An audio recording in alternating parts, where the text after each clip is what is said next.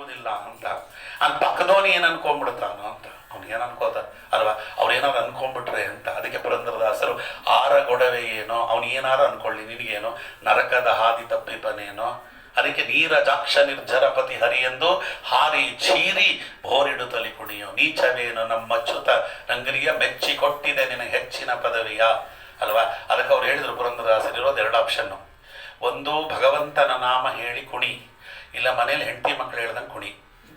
ಸಂಸಾರದಕ್ಕೆ ಕುಣಿತೀಯೋ ದೇವರ ಹೆಸರು ಹೇಳಿ ಕುಣಿತೀಯೋ ನಿನಗೆ ಬಿಟ್ಟದ್ದು ಅಂತ. ಇದು ಪುರಂದರದಾಸರ ಮಾತು. ಅದು ಪ್ರಹ್ಲಾದರಾಜರು ಕಂಡ ಕಂಡಲ್ಲಿ ವಿಶ್ವ ರೂಪಕಾಂಬರೋ ಉಂಡು ಹುಟ್ಟಿದ್ದೆಲ್ಲ ನಿನ್ನ ಯಜ್ಞವೆಂಬರೋ ಬಂಡುಳಿ ಎಂದದಿ ನಾಮ ಅಮೃತವ ಸವಿವರೋ ಹೆಂಡರು ಮಕ್ಕಳು ನಿನ್ನ ತೋಂಡರೆಂಬರೋ. ಇದನ್ನ ಶಂಕುಕರ್ಣಾಖ್ಯ ದೇವಸ್ತು ಬ್ರಹ್ಮಶಾಪಾಕ್ಷ ಭೂತಲೆ ಅವ್ರು ಬಂದವರು ಹೀಗೆ ತುಂಬ ಹೇಳ್ತಾರೆ. ಹೀಗಿದ್ದರಂತೆ ಇಂಥವರನ್ನ ಕರ್ಕೊಂಡು ಹೋಗಿ ಚಂಡಾಮರ್ಕರ ಹತ್ರ ಬಿಟ್ಟರು. ಎಂಥ ಶಿಷ್ಯ ಎಂಥ ಗುರು. ಚಂಡಾಮರ್ಕರ ಹತ್ರ ಇವರನ್ನು ಬಿಟ್ಟು ಒಂದಷ್ಟು ವಿದ್ಯೆ ಹೇಳಿ ಅಂತ. ಅವನು ವಿದ್ಯೆ ಹೇಳುವಾಗ ಅವನೊಂದು ಕಂಡೀಷನ್. ಏನು ಕಂಡೀಷನ್ ಅಂದರೆ ನಮ್ಮ ಮುಖ್ಯಮಂತ್ರಿಗಳ ಕಂಡೀಷನ್ ಇದ್ದಂಗೆ, ಧರ್ಮ ಮಾತ್ರ ಬರಬಾರ್ದು, ಅದರಲ್ಲೂ ಹಿಂದೂ ಧರ್ಮ ಬರಬಾರ್ದು. ಬೇರೆ ಏನು ಬೇಕಾದರೂ ಹೇಳ್ಕೊಡ್ರಿ, ಧರ್ಮ ಹೇಳಬಾರ್ದು. ಅರ್ಥ ಹೇಳ್ಕೊಡ್ರಿ, ಕಾಮ ಹೇಳ್ಕೊಡ್ರಿ, ಧರ್ಮ ಮೋಕ್ಷದ ವಿಚಾರ ಬರಬಾರ್ದು. ಯಾವ ಮಟ್ಟಿಗೆ ಅಂದರೆ ರಾಮಕೃಷ್ಣ ಅನ್ನುವ ಹೆಸರು ಕೂಡ ಬರಬಾರ್ದು ಶಾಲೆ ಟೆಕ್ಸ್ಟ್ ಬುಕ್ಕಲ್ಲಿ. ಅದು ಹಿರಣ್ಯಕಶಿಪು ಏನು ಮಾಡಿದ್ದ ಇವತ್ತು ನಮ್ಮ ಮಕ್ಕಳಿಗೆ ನಾವು ಅದನ್ನು ಅನುಭವಿಸ್ತಾ ಕೂತಿದ್ದು. ನಾವಾದರೂ ವಾಸಿ ಇದ್ದಿದ್ರಲ್ಲಿ ನಾವೆಲ್ಲ ದೇವರಿಗೆ ಕೈ ಮುಗಿಬೇಕು. ಯಾಕೆಂದರೆ ನಾವೆಲ್ಲ ಬಾಲ್ಯದಲ್ಲಿದ್ದಾಗ ಒಳ್ಳೊಳ್ಳೆ ಕಥೆಗಳಾದವು ಇದ್ವು. ಇವಾಗ ಏನಿಲ್ಲ. ರೀಟಾ ಬಂದಳು, ಟಾಟಾ ಹೇಳಿದಳು, ಒಂದೊಂದು ಕಥೆಗಳು, ಈ ಥರದ್ದೇ ಕಥೆಗಳು ಹೇಳ್ಕೊಂಡು ಇದನ್ನು ಮಕ್ಕಳು ಓದಬೇಕು. ಬರೀ ಹಿಂದೂ ಧರ್ಮವನ್ನು ಬೈಯೋದು ಬೈಯೋದು ಬೈಯೋದು ಬೈಯೋದು ಬರ್ತಾ ಇರೋದು. ಎಲ್ಲವೂ ಕೂಡ ಅಷ್ಟೇ, ಇನ್ನೇನಿಲ್ಲ. ಸತಿ ಪದ್ಧತಿ ಇತ್ತು, ಹಂಗೆ ಮಾಡ್ತಿದ್ರು. ಯಾಕೆ ಟ್ರಿಪಲ್ ತಲಾಕ್ ಬಗ್ಗೆ ಹೇಳಲಿಲ್ಲ, ಬೇರೆಯವ್ರದ್ದು ಯಾವ ಧರ್ಮದ ಬಗ್ಗೆ ಚಕಾರ ಎತ್ತುವುದಿಲ್ಲ. ಬಿಟ್ಟು ಬಿದ್ದಿದ್ದೀವಲ್ವ ನಾವು. ನಮ್ಮಂತ ನಾಚಿಕೆಟ್ಟವ್ರು ಇನ್ನೊಬ್ಬರಿಲ್ಲ, ಯಾರು ಕೇಳುವುದೂ ಇಲ್ಲ. ಅದನ್ನು ಬೈದರೆ ಬೈಕೊಳ್ಳಿ ಬಿಡಿ ಆಚಾರ್ಯ ಅಂತ ಅಲ್ವಾ. ಇಲ್ಲ ಹಿಂದೂ ಧರ್ಮ ಬೈಯೋದಿಲ್ಲ, ಬ್ರಾಹ್ಮಣರನ್ನ ಬೈಯೋದು, ಎರಡು ಬಿಟ್ಟರೆ ಇನ್ನೇನು ಕೆಲಸವೇ ಇಲ್ಲ. ಇಷ್ಟು ತುಂಬಿ ತುಂಬಿ ತುಂಬಿ ತಲೆಯಲ್ಲಿ ಯಾವ ಮಟ್ಟಕ್ಕೆ ಅಂದರೆ ಹಿಂದೂ ಧರ್ಮ ಅಂದರೆ ಅದೊಂದು ಅಸಖ್ಯವಾದ ಧರ್ಮ, ಆ ಧರ್ಮದಲ್ಲಿ ಹುಟ್ಟಿದ್ದೇ ನನ್ನ ಪಾಪದಿಂದ ಅಂತ ಮಕ್ಕಳ ತಲೆಗೆ ಬರಬೇಕು. ಆ ಮಟ್ಟದಲ್ಲಿ ಕೆಡಿಸ್ಕೊಡಿಸ್ಬಿಟ್ಟಿದ್ದಾರೆ. ಅದು ಹಿರಣ್ಯಕಶಿಪು ಅವತ್ತಿನಿಂದ ಮಾಡಿದ ಕೆಲಸ. ಹಿರಣ್ಯಕಶಿಪುವಿನ ಅಪರಾವತಾರ ಎಲ್ಲರೂ ಕೂಡ. ಅದಕ್ಕೆ ಕಲಿಯುವವರು ಚೆನ್ನಾಗಿರಬೇಕು ಅಂತ ಹೊರಗಡೆ ಯಾರು ಹೇಳ್ಕೊಡ್ರಿ. ಎತ್ತತ್ರ ಗುಣ ಪ್ರೋಕ್ತ ಶುಶ್ರವೇನ ಪಪಾಠ ನ ಸಾಧು ಮೇನೆ ಮನಸ ಸ್ವರೂಪ ಸದ್ಗ್ರಹಾಶ್ರಯಂ ಅಂತ ಒಂದು ಪಾದ ಇದೆ. ಅವ್ರು ಏನೇ ಹೇಳಿಕೊಟ್ರು ಅದನ್ನು ಇವರು ಅಭ್ಯಾಸ ಮಾಡಲಿಲ್ಲ. ಯಾಕೆಂದ್ರೆ ಅವರ ಮನಸ್ಸಿಗೆ ಅದು ಒಪ್ಪಲಿಲ್ಲ. ಇನ್ನು ಸಾಧು ಮೇನೆ ಮನಸ ಅನ್ನುವ ಪದವನ್ನಿಟ್ಟುಕೊಂಡು ಎಲ್ಲ ಮತಗಳನ್ನು 21 ಮತಗಳನ್ನು ನಮ್ಮ ವಿಜಯಧ್ವಜ ತೀರ್ಥರು ಅಲ್ಲಿ ವ್ಯಾಖ್ಯಾನ ಮಾಡಿಬಿಡ್ತಾರೆ. ನನಗೆ ಸಮಯ ಇಲ್ಲ ಅಂದ್ರೆ ಅದನ್ನು ಹೇಳ್ತಿದ್ದೆ. ಚಾರ್ವಾಕ ಮತದಿಂದ ಹಿಡಿದು ಅದ್ವೈತದ ಅಂದರೆ ಮಾಯಾವಾದದ ಮತದವರೆಗೂ ಕೂಡ ರಾಮಾನುಜಾಚಾರ್ಯರ ಮತವನ್ನು ಸೇರಿಕೊಂಡು ಎಲ್ಲ ಮತವನ್ನು ಒಂದೇ ಶಬ್ದ ನ ಸಾಧು ಮೇನೆ ಮನಸ ಸ್ವರೂಪ ಸದ್ಗ್ರಹಾಶ್ರಯ ಇದೊಂದು ಶ್ಲೋಕ ಇಟ್ಟುಕೊಂಡು ಯಾಕೆ ಪ್ರಹ್ಲಾದರಾಜರಿಗೆ ಅದು ಒಪ್ಪಲಿಲ್ಲ ಅನ್ನೋದನ್ನು ಹೇಳ್ತಾರೆ. ಎಲ್ಲವೂ ಕೂಡ ಕೇಳದಂತೆ ಮಾಡ್ತಿದ್ರು, ಯಾವುದು ತಲೆಗೆ ಹಾಕ್ಕೊಳ್ತಿರ್ಲಿಲ್ಲ. ಇರಬೇಕು. ಎಷ್ಟೋ ಜನ ಏನೋ ಹೇಳ್ತಾರೆ, ಈ ಕಿವಿಲಿ ಕೇಳಿ ಈ ಕಿವಿಲಿ ಬಿಟ್ಬಿಡ್ರಿ ಅಂತ. ಯಾವತ್ತು ಕೇಳಬೇಕೋ ಅದು. ಅವನು ಕರೆದು ಕೂಡಿಸ್ಕೊಂಡು ನಿಮ್ಮ ಗುರುಗಳು ಏನು ಹೇಳಿದ್ದಾರೆ ನೋಡೋಣ ಅಂತ. ಏಕದಾ ಸುರರಾಟ್ ಪುತ್ರಂ ಅಂಕಂ ಆರೋಪ್ಯ ಪಾಂಡವ ಪ್ರಪಂಚ ಕಥ್ಯತಾಂವತ್ಸ ಮನ್ಯತೆ ಸಾಧು ಯದ್ ಭವಾನ್ ಏನು ಹೇಳಿದ್ದಾರೆ ಅಂದರೆ, ಮೊದಲ ಉಪದೇಶ ಪ್ರಹ್ಲಾದರಾಜರು ತತ್ಸಾಧು ಮನ್ಯೆ ಅಸುರವರ್ಯ ದೇಹಿನಾಂ. ಅಪ್ಪ ಅನ್ನಲ್ಲ ನೋಡ್ರಿ, ಕೇಳೋ ಅಪ್ಪ ಅಲ್ಲ, ಅಸುರವರ್ಯ ಅಂತ ಶಬ್ದ ಪ್ರಯೋಗ. ಹೇ ಅಸುರರಲ್ಲಿ ದೊಡ್ಡವನಾದವನೇ ನಿನಗೆ ಹೇಳ್ತಾ ಇದ್ದೇನೆ. ತತ್ಸಾಧು ಮನ್ಯೇ ಅಸುರವರ್ಯ ದೇಹಿನಾಂ ಸದಾ ಸಮುದ್ವಿಗ್ನ ಧಿಯಾಮ್ಮ ಸದ್ಗೃಹಾತ್ ಹಿತಾತ್ಮಪಾತಂ ಗೃಹಮಂದ ಕೂಪಂ ವನಂಗತೋ ಯದ್ ಹರಿಮಾಶ್ರಯೇತ.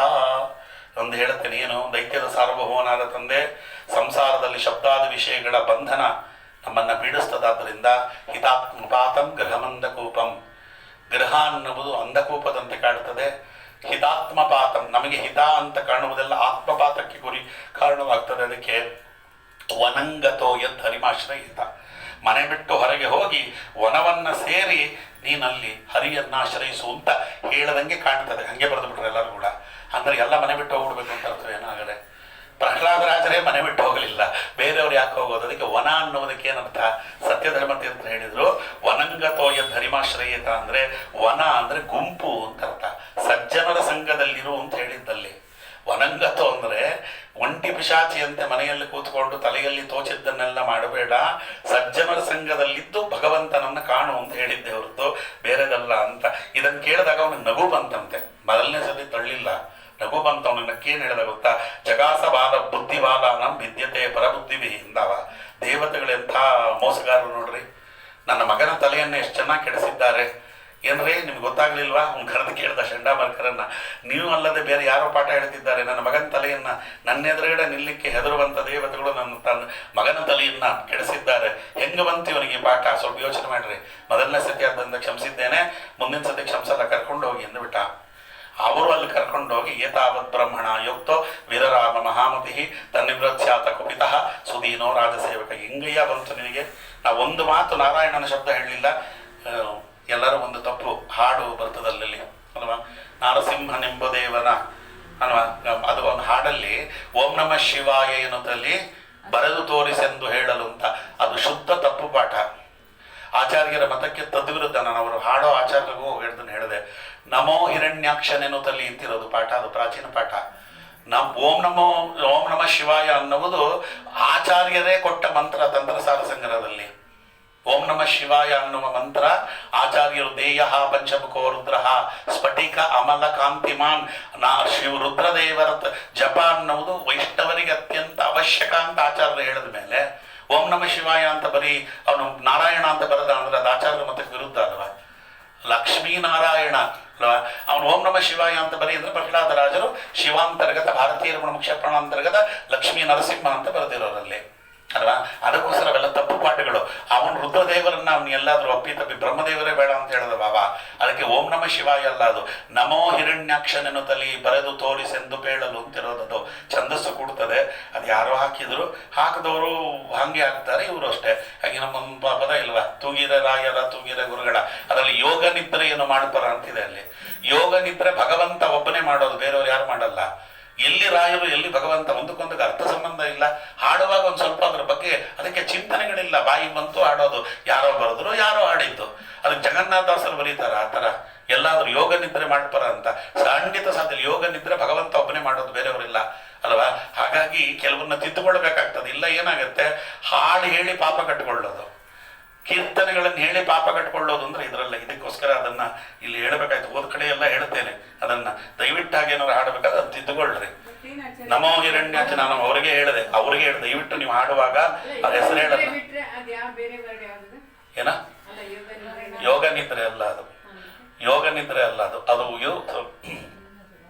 ಯಾವುದು ಅಸಂಪ್ರಜ್ಞಾತ ಸಮಾಧಿ, ಇದು ಅಸಂಪ್ರಜ್ಞಾತ ಸಮಾಧಿಯೊಳಿಬ್ಬರ ಅಂತ ಏನೋ ಬರ್ತದದು. ಅದು ಶುದ್ಧ ಪಾಠ ಅದು. ಅದಕ್ಕೆ ಸಂಪ್ರಜ್ಞಾತ ಸಮಾಧಿ, ಅಸಂಪ್ರಜ್ಞಾತ ಸಮಾಧಿ, ಸಮಾಧಿಯೊಳಿಬ್ಬರ ಅಂತ, ಯೋಗ ನಿದ್ರೆಯೊಳಿಬ್ಬರ ಅಲ್ಲ. ಅದೊಂದನ್ನು ಚೇಂಜ್ ಮಾಡಿಕೊಡ್ಬೇಕು. ಅದನ್ನು ಮಾಡಿಕೊಂಡು ಅದನ್ನು ಹೇಳಬೇಕು ಅಂತ. ಹಾಗಾಗಿ ಇದನ್ನು ಎರಡನೇ ಬಾರಿ ಅವರು ಏನೇನೋ ಪ್ರಯತ್ನ ಪಟ್ಟರು ಕೂಡ ಆಗಲಿಲ್ಲ. ತಥೈವಂ ಗುರುಂ ಜ್ಞಾತ್ವಾ ಜ್ಞಾತಜ್ಞೇಯಂ ಚತುಷ್ಟಯಂ ದೈತ್ರೇಂದ್ರ ದರ್ಶಯಾಮಾಸ ಮಾತೃಮುಷ್ಟಂ ಅಲಂಕರಂ. ಎದುರುಗಡೆ ಸುಮ್ಮನೆ ಕೂತಿರ್ತಿದ್ದ, ಹೇಳಿದ್ದಕ್ಕೆ ತಲೆ ಆಡಿಸ್ತಿದ್ದ. ಅದಕ್ಕಾದ ಮೇಲೆ ಅವನು ವಾಪಸ್ ತಿರ್ಗಾ ಕರ್ಕೊಂಡು ಬರ್ತಾರೆ. ಈ ಬಾರಿ ಚೆನ್ನಾಗಿ ಅವನನ್ನು ತಯಾರು ಮಾಡಿದ್ದೇವೆ ನೋಡ್ರಿ ಅಂತ ಹೇಳಿದಾಗ ಪ್ರಹ್ಲಾದರಾಜರನ್ನ ನೋಡಿ ಬಂದವರು ನಮಸ್ಕಾರ ಮಾಡಿದ್ರಂತೆ. ದೈತ್ಯೇಂದ್ರ ದರ್ಶಯ ಮಾತೃಮುಷ್ಟಂ ಅಲಂಕೃತಂ. ಯದ್ಯಪಿ ಹಿರಣ್ಯಕಶಿಪುಗೆ ನಮಸ್ಕಾರ ಮಾಡಬಹುದೇ ಅಂತ ಪ್ರಶ್ನೆ. ಹಿರಣ್ಯಕಶಿಪುವಿನಲ್ಲಿದ್ದಂಥ ಜಯನಲ್ಲಿದ್ದಂಥ ಭಗವಂತನ ರೂಪ ಭಾರತೀಯ ರಮಣ ಮುಖ್ಯ ಪ್ರಾಣಾಂತರ್ಗತನಾದವನು, ಅವನಿಗೆ ತಪಸ್ಸು ನಮಸ್ಕಾರ ಮಾಡಿದ್ರು ಅಂತ. ಪಾದಯೋಪತಿತಂ ಬಾಲಂ ಪ್ರತಿನಂದ್ಯ ಶಿಶಾಸುರ. ಅವನ ಕಾಲಿ ನಮಸ್ಕಾರ ಮಾಡಿದವನು ಎತ್ಕೊಂಡು ತೊಡೆ ಮೇಲೆ ಗುಡಿಸ್ಕೊಂಡ. ಪ್ರಹ್ಲಾದಂ ಮುಚ್ಯತಾಂ ತಾತ ಸ್ವಧೀತಂ ಕಿಂಚಿದುತ್ತಮಂ ಕಾಲೇನೈತಾವತಾಯುಷ್ಮನ್ ಯದಶಿಕ್ಷತೆ ಗುರೋಹ ಅಭವನ್. ನಿಮ್ಮ ಗುರುಗಳು ಹೇಳಿಕೊಟ್ರಲ್ಲ, ಹುಚ್ಚತಿ ಹೇಳ್ದಂಗಲ್ಲ. ಈ ಸತಿ ಅದ್ಭುತವಾಗಿರ್ತಕ್ಕಂಥ ಯಾವುದಾದ್ರೂ ವಿಚಾರ ಹೇಳು ಅಂತ ಹೇಳಿದಾಗ ಪ್ರಹ್ಲಾದರಾಜರು ಶ್ರವಣಂ ಕೀರ್ತನಂ ವಿಷ್ಣು ಸ್ಮರಣಂ ಪಾದ ಸೇವನಂ ಅರ್ಚನಂ ವಂದನಂ ದಾಸ್ಯಂ ಸಖ್ಯಮಾತ್ಮ ನಿವೇದನಂ ಇತಿ ಪುಂಸಾರ್ಪಿತ ವಿಷ್ಣು ಭಕ್ತಿಶ್ಚೇತ್ ನವಲಕ್ಷಣ ಕ್ರಿಯತೆ ಭಗವತ್ಯದ್ದಾತನ್ ತನ್ಮನ್ಯೇ ಅಧೀತಮುತ್ತಮಂ. ಸುಮಾರು ಅರ್ಥಗಳಿವೆ. ಹೇಳಿದ್ರೆ ಕುತ್ತಿಗೆಯ ಶಕ್ತಿನ ಆಚಾರ್ಯ ಅಂತ ಒಂದಿನಲ್ಲಿ ಮುಗಿಸಿದ್ರೆ ಇದೆ, ಕುತ್ತಿಗೆಯ ಶಕ್ತಿ ಕೊಡ್ರಿ ಆಚಾರ್ಯ ಅಂತ. ಇದರಲ್ಲಿ ಸುಮ್ಮನೆ ಸಂದರ್ಭ ಹೇಳ್ತೇನೆ. ಪಾದ ಸೇವನಂ ಅಂತಿದೆ. ಭಗವಂತನ ಪಾದ ಸೇವೆ ಅಂದ್ರೆ ಏನದ ಅರ್ಥ? ಭಗವಂತನ ಪಾದ ಸೇವೆ ಅಂದ್ರೆ ಭಗವಂತನ ಪಾದ ಸಿಗ್ತದೆ ನಾವು ಸೇವೆ ಮಾಡ್ಲಿಕ್ಕೆ. ಶ್ರವಣಂ ಸರಿ, ಭಗವಂತನ ಕಥೆಗಳನ್ನು ಕೇಳ್ರಿ. ಕೀರ್ತನಂ, ಭಗವಂತನ ಮಹಾತ್ಮೆಯನ್ನ ಬಾಯಲ್ಲಿ ಹೇಳ್ರಿ. ಸ್ಮರಣಂ, ಭಗವತ್ತತ್ವವನ್ನು ಸ್ಮರಣೆ ಮಾಡ್ರಿ. ಪಾದ ಸೇವನಂ ಅಂದ್ರೆ ಏನದು? ಪಾದ ಸೇವನಂ ಅಂದ್ರೆ ಹಿಂಗೆ, ಭಗವಂತನ ಪಾದ ಸೇವೆ ಮಾಡೋ ಅಧಿಕಾರ ಇರುವುದು ಲಕ್ಷ್ಮೀದೇವಿಗೆ ಮಾತ್ರ. ಇನ್ಯಾರು ಭಗವಂತನ ಪಾದ ಸೇವೆ ಮಾಡುವ ಹಾಗೂ ಇಲ್ಲ. ಯಾರು ಮಾಡಿದ್ರು ಒಳಗೆ ಕೂತು ಲಕ್ಷ್ಮೀದೇವಿ ಮಾಡಿಸ್ತಾಳೆ. ಅದು ಛತ್ರ ಚಾಮರ ವ್ಯಜನ ಪರ್ಯಂಕ ಪಾತ್ರ ರೂಪದಲ್ಲಿ ನಿಂತು ಚಿತ್ರಚರಿತನಾದ ಹರಿಯ ತಾನೇ ಸೇವೆ ಮಾಡುತ್ತೇವಳು, ಇನ್ನೊಬ್ಬರು ಬಿಟ್ಕೊಡಲ್ಲ ಅವಳು.